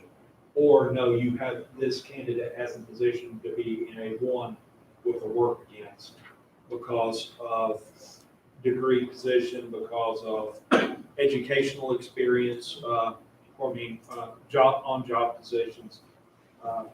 Because it may be something as odd. I know we've had nurses from the hospital who have applied for a public health nurse 2 position that did not qualify because their 10 years at the hospital did not qualify as public health experience. So we had to wait for them to be hired as 1 for 6 months to get them qualified. So some of this is getting rid of the red tape more than the actual hiring. Most of that was going on before we could ever actually take applications. Well, and the understanding that I've gotten is that hiring is not the issue with our county. But I think there are employees who are concerned with the consistency of HR practices, not particularly the hiring. In the instance of, when a reclassification may come for a particular person, for some people it happens much quicker than it will for others, and not necessarily for reasons that are done by OSHR, but internal reasons. And the fear is that if we remove the state from being a part of that process, some of those things are going to be overlooked, and that we're not going to have consistency across the entire county, which does lead over to some of the concerns that Ms. Golston has shared in that of diversity, and the fact that we kind of kicked that policy down the road for probably 3 months as a board and not really addressed it. And employees are just fearful that there will not be consistency of HR practices. That's my stance. Of course, I'm not in there every day to see what's happening, so I hear what you all are saying, but I also hear what employees who are affected by this are sharing as well. So that's my concern when we talk about doing the substantial equivalency and removing, the state from being a part of the process. Just that, not our hiring practice, because we're not hired the way we hire. They don't hire, but just their eye being there to ensure that we are being consistent in those practices does concern. And with that, if it's someone's concerned that this position has increased from a 1 to a 2 or 2 to a 3, and the other position is not, the state only looks at what we send them anyway. So if I'm making the decision to approve the recommendation for this, for Sandy's position to be qualified from a 2 to a 3, and not Dave's, the state is never going to see the paperwork on Dave's. So the decisions send that up to the state, is still a local decision. So that doesn't necessarily change that aspect, if that concern. That would only change the aspect of, the state would only look at, okay, let me see the paperwork for that position that you are requesting. But right now, anything that's sent up is cleared through social services and is also reviewed by HR. So it's also reviewed by Susan. So anything there is already going through a 2-step process. But Sarah, you don't answer the question. Are you sure what policy you need? Yeah. Okay, have y'all considered the policy on diversity, or you have any question about it, because we did talk about 3 months ago, no one said anything about trying to come up with it, and I think that you all did mention that you would do that, or consider doing that. We have worked on diversity, and Susan made a really good presentation to us a few months ago about the efforts that HR department has made in trying to increase our recruitment. And I don't know if we need for Susan to come back and update us on what the department is doing in regards to diversity hiring. No, we want a policy, we want something in their policy. Okay, I understand her report, and it was fine, it was a fine report, but I was saying that we really would like to have something in the policy on that subject. And with that, as we're continuing to go through the personnel policy, one of the items that will be in our personnel policy is our EEOC, equal employment opportunity, is our equal employment statement. And so that is coming, and that's where your the diversity would come in. Because it's got to be part of equal opportunity employment. Yes. I know that, I realize that. So that policy will be coming. But it is coming, it's still being drafted, but we've got to be very careful that we do not violate any of the civil rights statutes that are out there that govern employment. I realize that, but I think there is a way of our saying, making a policy that would speak specifically to certain areas of our hiring, and that would not conflict with civil liberty. Well, it's being worked on, but it's a very tedious process because we cannot violate existing general statutes and federal law. So in other words, the policy has started working on policy. Yes. So they started working on policy. I mean, it's a work in progress, and it's not an easy work in progress because there are so many superseding federal statutes as well as state statutes on how you consider hiring practices that we do not want to put ourselves in a position of being liable in any way in how we conduct our hiring. Well, we know that, Carol, we realize that we cannot violate state and federal laws, but I still feel like we can put something in our policies that could reflect in some way to that subject. Yes. Okay. It will be. Okay, so, these 3 policies do have to be approved by this board. And it was the recommendation of the policy committee for these 3 policies to be approved. So I will, as chair of the policy, I will make the motion that these 3 policies be approved. Second. We have a motion. This is John Alford, second. Okay, thank you, John. So we're doing them all 3 at one time. Yes, I'm still there. I'll second your motion. Thank you, John. So we have a motion and a second. Any more questions, conversation, discussion? Okay, all those in favor say aye. Aye. Opposed? Aye. Okay, let's have a think you've got one opposition. I think John's was an aye. Okay, what is Betty?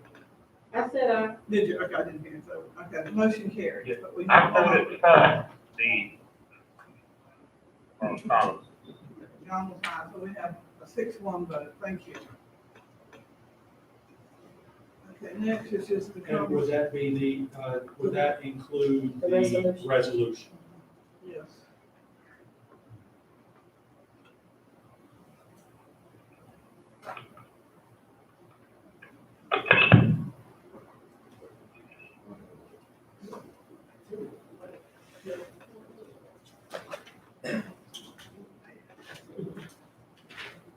Okay, going forward, we need to determine an entity, the North Carolina Association of County Commissioners voting delegates at the annual conference.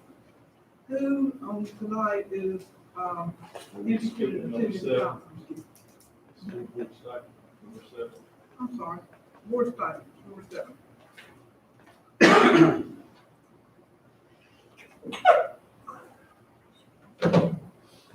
Okay, well, with that, this was an item that was discussed at the last board meeting.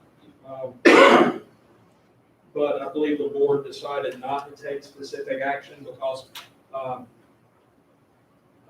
Commissioner Alford had to leave and because of the members that were remote, I think the decision was wanted to get everybody, as many people involved in the conversation as possible.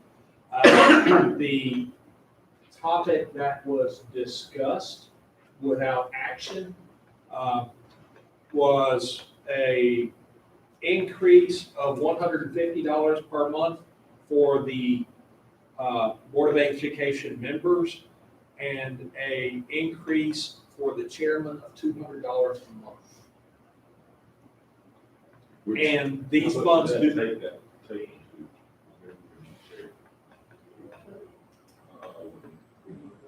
I think we all at 4,600 right now. So they go 300, so take 450. 450, yeah. Can we make that a motion? Hey, can I comment? Well, and what I did is I took the numbers that somebody prepared from us from the other counties, and I think the increase of $150 a month for the members is appropriate. I felt like that the increase the chairman is only making $300 a month right now, so if you increase his by $200, that takes him up to $500 a month. That's a very small increase for the chairman over the pay to the other members. And I think that the chairman of most boards are paid a little, maybe a greater increase more than that. So I was looking for that, my suggestion was to increase the salary of the chairman by more than just the 200. Do you have a figure? Well, I do, but I figured it differently, and what I did is I took the percentage that the chairman of this board is paid greater than the members of this board. If you apply that same dollar amount, the same percentage to the chairman of the school board, to the members of the school board, if the members go to $450 a month, then the amount that the chairman would get would be $7,165. So that would increase the pay for the regular school board members from $3,600 to $5,400, and the chairman would go from $3,600 to $7,165. And that means that the difference between the member and the chairman of their board would be the same as the member and the chairman of this board. And I'm throwing that out as a discussion, not as a.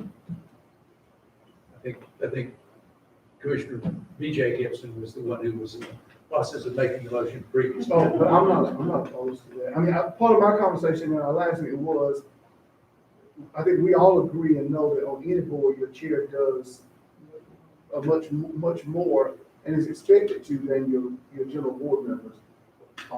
And I felt like that was the reason that we should increase the chair more than the board. I want to make sure I'm clear on this, though, Kevin. this money will be a part of their, whatever we already give them, it's not in addition. Correct. This does not impact the county's budget. This does not come out of we do not write a check to them for this separate than anything else. This comes out of their current expense block. So this is out of their operating budget. I'm okay with your recommendation. Yeah, I will then make the motion, I'm gonna make it a little different, now, the motion to increase the members of the school board's stipend from $300 a month to $450 a month, which would be $5,400 a year, and the chairman's be increased to, $7,100 a year. Second. Okay, we have a motion and a second. Any questions or comments? All those in favor say aye. Aye. Opposed, like sign. Motion carried.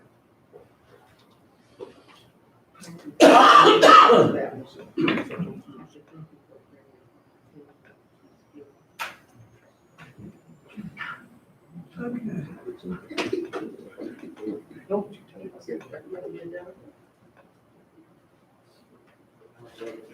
Now we will have the voting delegate decision. Who on the board has intentions of attending the annual conference? What day is it? August, 14th? yeah, August 14th. And where is it located? In Wilmington, I know what, you know what place it is. the Wilmington Convention Center. Wilmington. Yeah. Thank you. Is it a one-day conference? No, it's Thursday, Saturday. Okay. But Saturday is the business day. Okay. And it's Thursday through Saturday. You should be have gotten, I know that registration for the hotels is open. I have not seen anything for registration for the conference itself. Have you, Jason? I have, they came last week. I was going to forward it to y'all.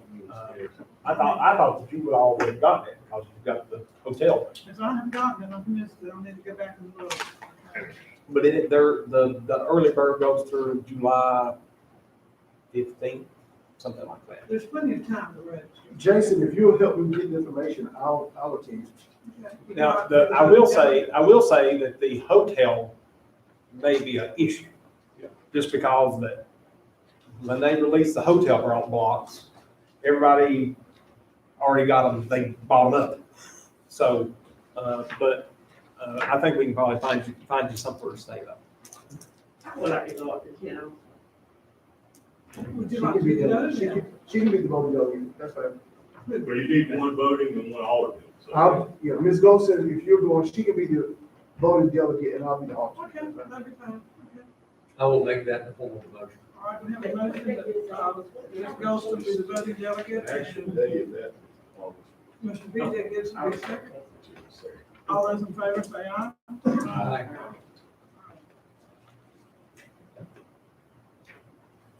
Kevin, what can you tell us now about the Laurel Hill Community Center? Laurel Hill Community Center, we did have a pre-bid meeting on June 2nd. We did have a room full of people, although I do believe a number of them were also subcontractors or other workers. But there were at least 3 GCs that were there at it, general contractors. With that, the bid opening is scheduled for June 24th at 3 o'clock at conference room at my office in Morgan Center. So we will see exactly where that is. The issue that was had during the conversation there was more the time frame. Talking with it, the contractors were saying basically there is a 6 to 8 month delay in steel. They also said that basically there is a delay in copper, plastics, anything with glue in it. And they are seeing significant price increases as well.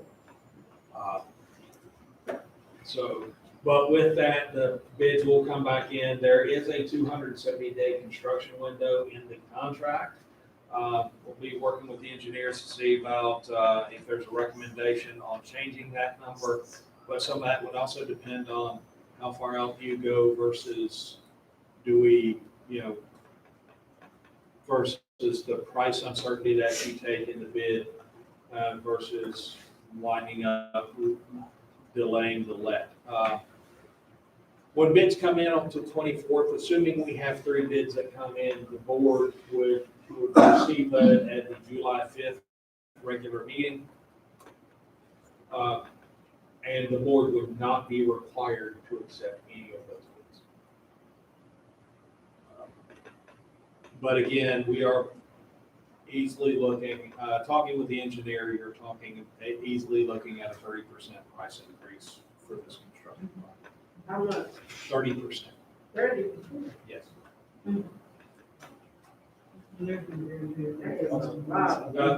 There's no guarantee on that, and also part of that is also the prices that the contractors are having to pay for all their supplies are going up, plus delay in receipt.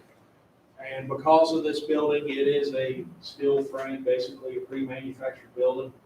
There is nothing you can do other than pouring concrete, your foundation and pouring concrete. You have 2, maybe 3 solid weeks of work before you need to stand up steel. And if they're waiting 6 to 8 months to get steel, there's no way they're to be able to get a 270-day construction.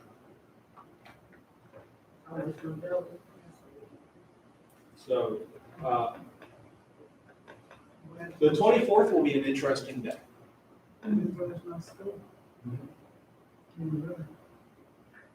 So, all right, that's where we are. Any questions for Kevin on this that he doesn't have answers for? Betty, are you ready for our board and committee appointment? Yes, we only have one appointment tonight, and that is not offered for the Southeastern Community Action Partnership. Yes, Institute Commission recommend that, so I move that we elect John to that position. Back to his position he had for a long time. I'll second. All right, we have a motion and a second. Any discussion? All those in favor say aye. Aye. Opposed, like sign. We'll now hear from our health director on the COVID update. Or from our county manager. Hi, good evening, this is Eli. So looks like we are, getting in the right direction for COVID vaccine. As of today, and this is just an overview of, comparing the state to the county level. And here we are seeing that, as compared to North Carolina state, 40% of the populations that are fully vaccinated, and compared to here in the county, we see the demographics for African American, Black, and then white. And this is what I've seen very encouraging because of the number of percent they're seeing increased uptake of the vaccine. And on the right corner, the right of the table, you see suppressed. So the 15% suppressed is just a population that are less than 500, sub-demographic population less than 500. And the data just because of privacy. So they kind of surprised that. So this is what this table is showing us. And as of today, we have 34% of the population here in Scotland that are fully vaccinated. And then we have 37% of those who have at least one dose. And this is encouraging as we set our target to 60% by the end of the year. So we are almost in the middle of it.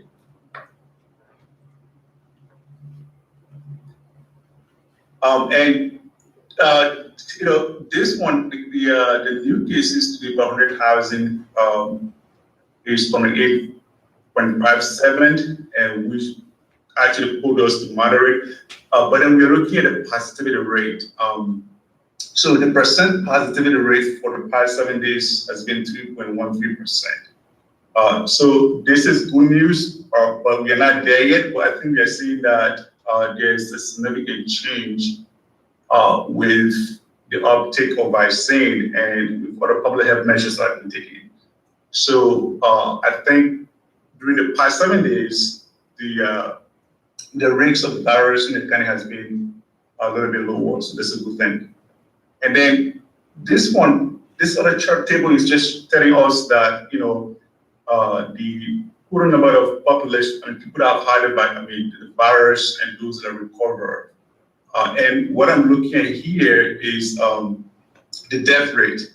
So the death rate for the virus in the county has not been as high as compared to other places, which I think is something to look at, because when we look at the death from here, even though we don't want anybody to die from the virus, we're not looking for that one. But I think as compared to other places, it's not been too bad. And then the number of weekly cases 13 here, which is actually telling us that based on the metrics that we are making some significant progress. And I believe that. Kevin, is that what? That's all for the slides. But I do believe you have a vaccine clinic Saturday. Yes, we did. We had a vaccine event on Saturday, and we had a great partnership with the hospital, with the school systems, and then with Macabre Center for Leadership Development. So it was a really coordinated vaccination effort that we did, and we were able to vaccinate at least 24, I think, of individuals who came for the vaccine. And we are going to continue doing that effort because I think it was overall, it was good. At least we kind of spread out the message in the community about the vaccine. And I think people are getting to realize that the benefit of taking the vaccine outweigh the risk of not taking it. And we will continue to carry that on. And I think it was, in my mind, it was great that we had a vaccine. And we did actually have a sense of people walking because initially we had a little problem with the vaccine coming in earlier. So the next step we are going to take in the health department here is to try to get the Pfizer vaccine. I don't think that the Pfizer vaccine is important for the health department to have. And we will need to get storage, the freezer to be able to store that vaccine in order to be able to vaccinate 12 years old and above. That's going to be our next plan to get a Pfizer vaccine. I think that's all from me. Did he say anything about the rate statewide being vaccinated? So that's what he said fully. I want to shoot that y'all chart that right now. Right there. We say statewide. Statewide is 40% have been fully vaccinated. So right now we're at 34%. And you're probably going to have a higher vaccination rates in larger urban areas. But I know the health department has been working very diligently on getting a lot more community access because in February, when it was a mad rush, I'm sure you all got calls, hey, I've been trying to get on the list somewhere and I can't. Now, the health department has stopped short of tracking people down on Main Street, just giving them a shot, whether they want it or not. But this really is the hard part, and Eli is pushing on this, the health department is pushing on this to get out into the community, getting people vaccinated as quickly as possible. Because that, along with your agency control, that's going to be a major issue going forward.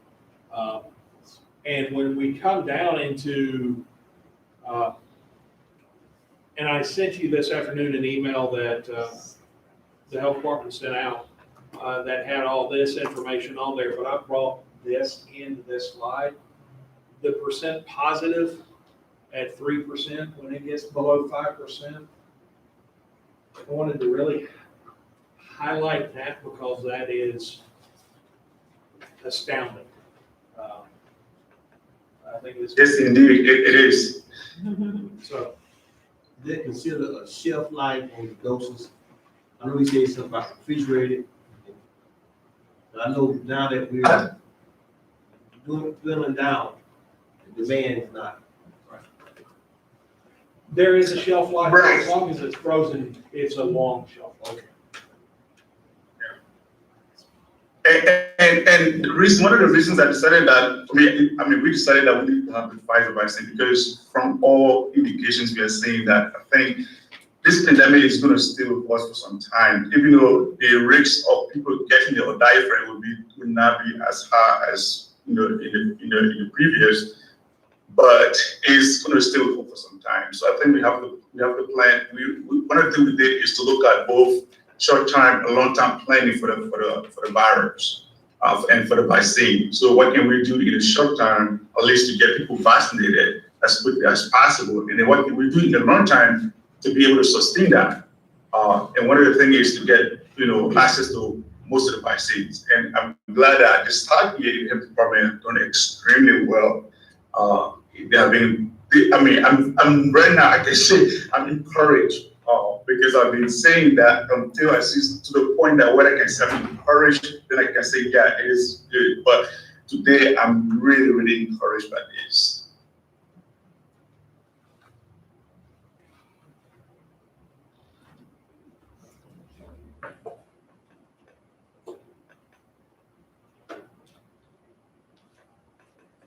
Any other questions? Thank you for your report, Mr. Caldwell.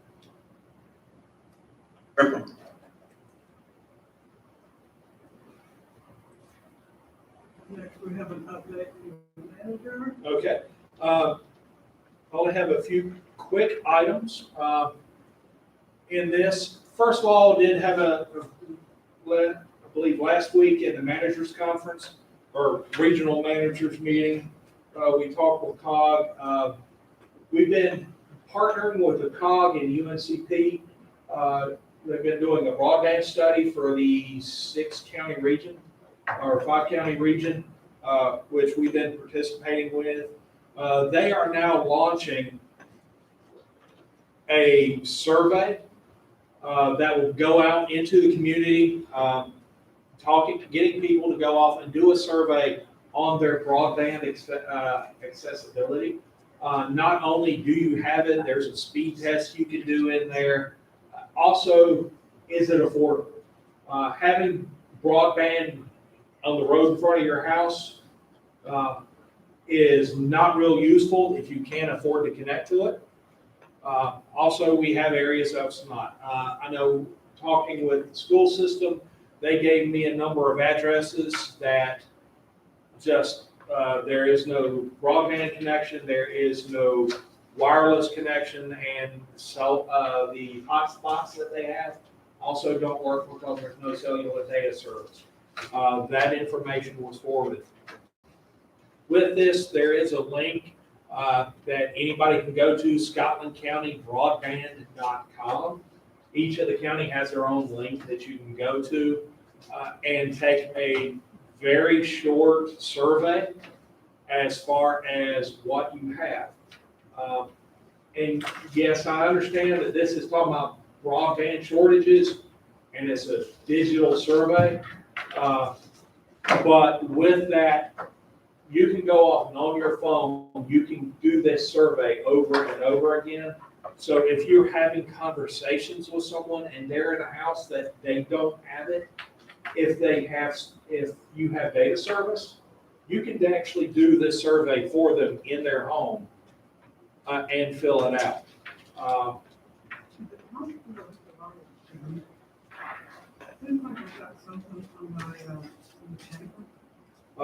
This has been, they've been pushing, there have been different sources that this information has been out there, but I recommend people go ahead and, if you're not absolutely certain, do it again.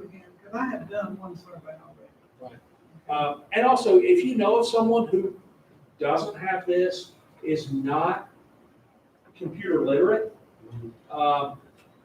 because it is real easy to go off and think everybody knows how to use these. This is just part of the environment. No, it's not. Well, I think that everybody, all the commissioners should check their districts and see how, how many are there people in our district that really, cannot get broadband, Correct. With a Wi-Fi, whatever. And, so that's one way, because I know in my area, probably a third of them, right, where we get November call. Yeah, so we can check out the business too and see. But I have really profited from being able to talk to the chairman or president of CAR, that he's really knowledgeable and into that, and I've called him several times. And I'm glad that, they're taking the front line on this. And when we get all our $6 million, we're gonna really maybe be able to get something. And also with this, part of the discussion, the budget discussion, it's not tied up in the budget, but the state's allocation of some of their ARP funds that they're looking at doing infrastructure for. They're also doing broadband also, which they are also talking about doing the matching funds as well as that. And whatever we did, we would probably do as part of a multi-county operations, because we're not going to do something that's only going to impact broadband in Scotland County. Because frankly, then your ISP, I can go off and I can pick up 20 houses in Waverly. That's not worth a corporation making any investment. But if we can do something in multiple counties and do an improvement, that's something there. Not a quick fix, but it's an option. Is this survey available on our Facebook page? Yes. It was posted earlier this week, last week. I have taken the survey. It is not hard. No. It's very simple, and I must have done it on Facebook.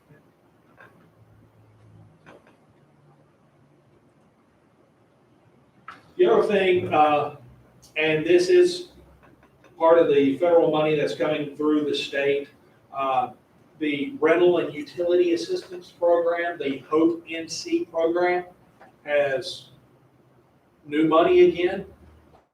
So people can go off, if you've been behind on utilities or been behind on your rent because of COVID, you can go to hopenc.gov or call 888-9-ASK-HOPE, or call 211. They will get you in line, but there's federal dollars available through the state for this. You do not have to be currently behind on your utilities or rent. You just have to have been behind in the last year due to COVID. There are qualifications for this, but anybody who previously applied but they ran out of funding before they could get anything, they should be receiving something from the state on how to reinitiate their application. So they wouldn't go through this. This is for new applicants. But if you've applied before and did not get funding, call. If you have not applied, call or go to hopenc.gov and apply. This is something that they're looking to make payments directly to landlords. So there's actually an agreement they would get with a landlord or with a utility company. So their goal is to make the payment directly to the ultimate recipient. But there's federal discussion about making payments to the renter if the landlord will not engage in the program.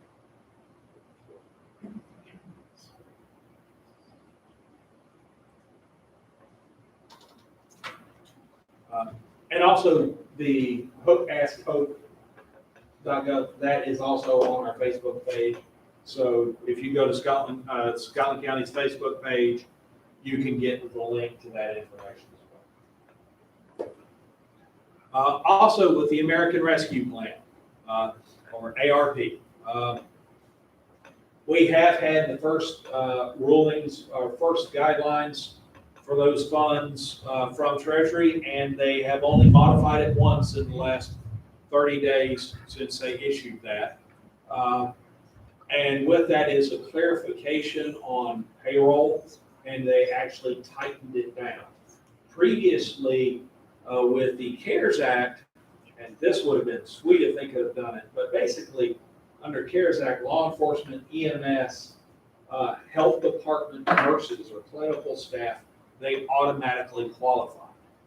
Now, they only qualified if they spend 50% of their time dedicated to COVID, which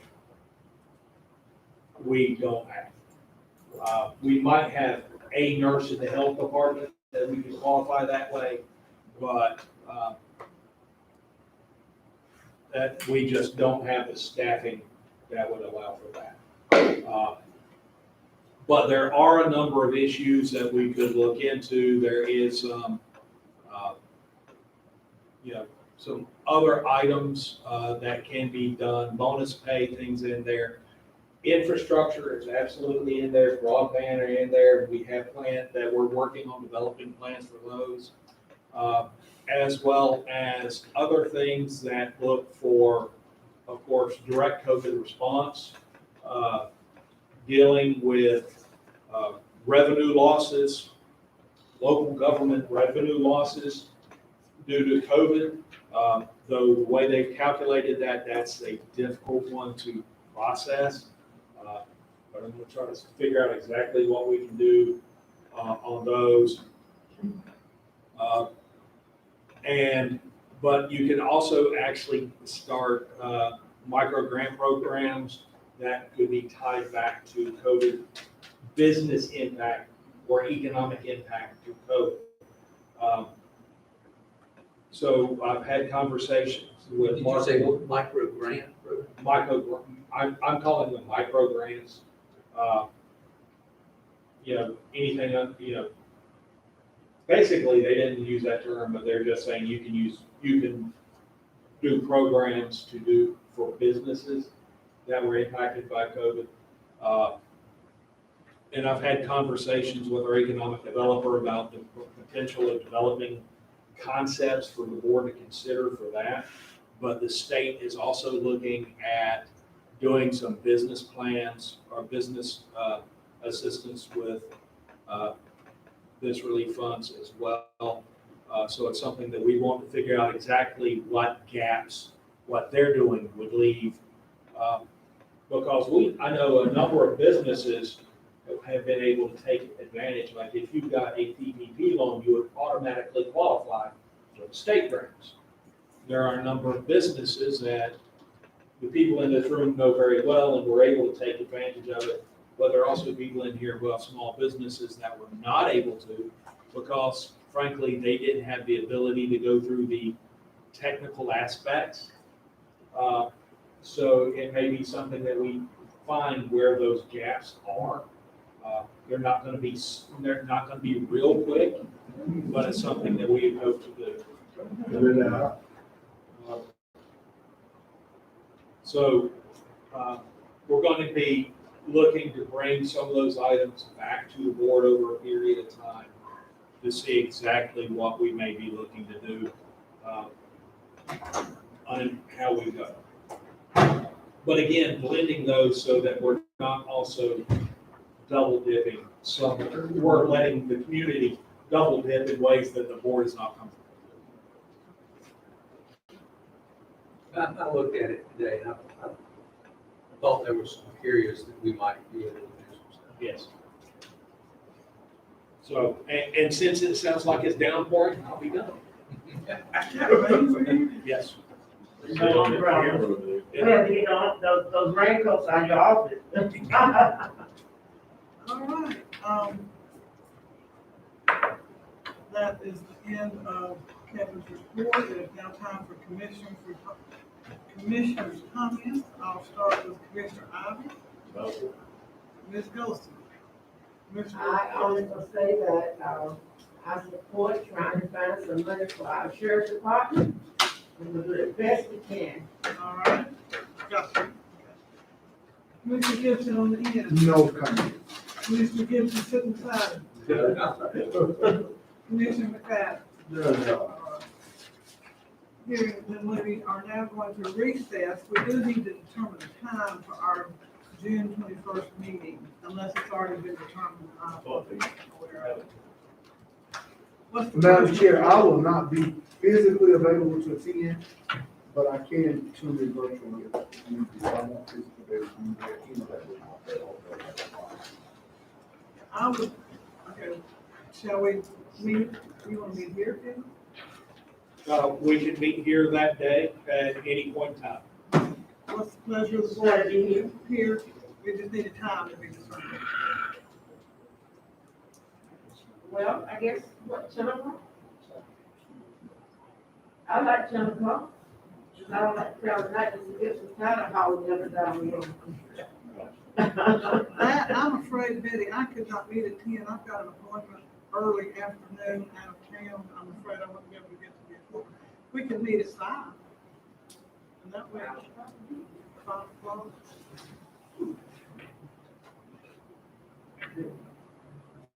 Somebody say something. Well, you have what time is your conflict? I need to be out, I would need to leave town 11 o'clock, or 10 a.m. that morning.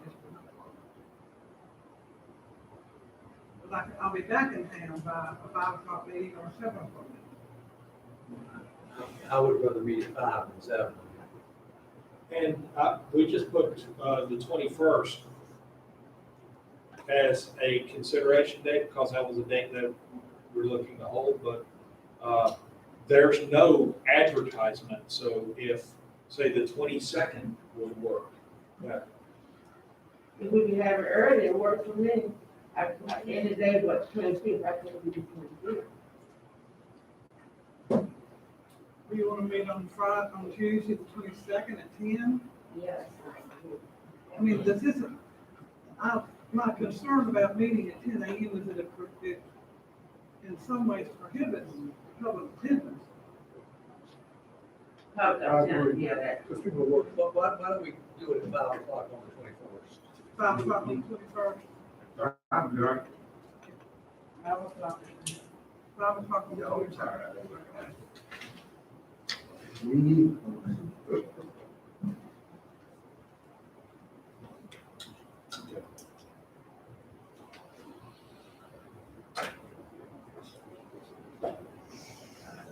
Only first at 5 o'clock. Right, Here. Yes, sir. here.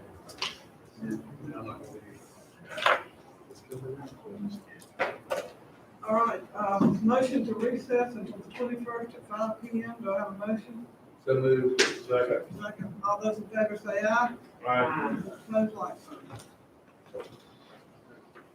sign. Oh, Thank you so much. Only that, so he called.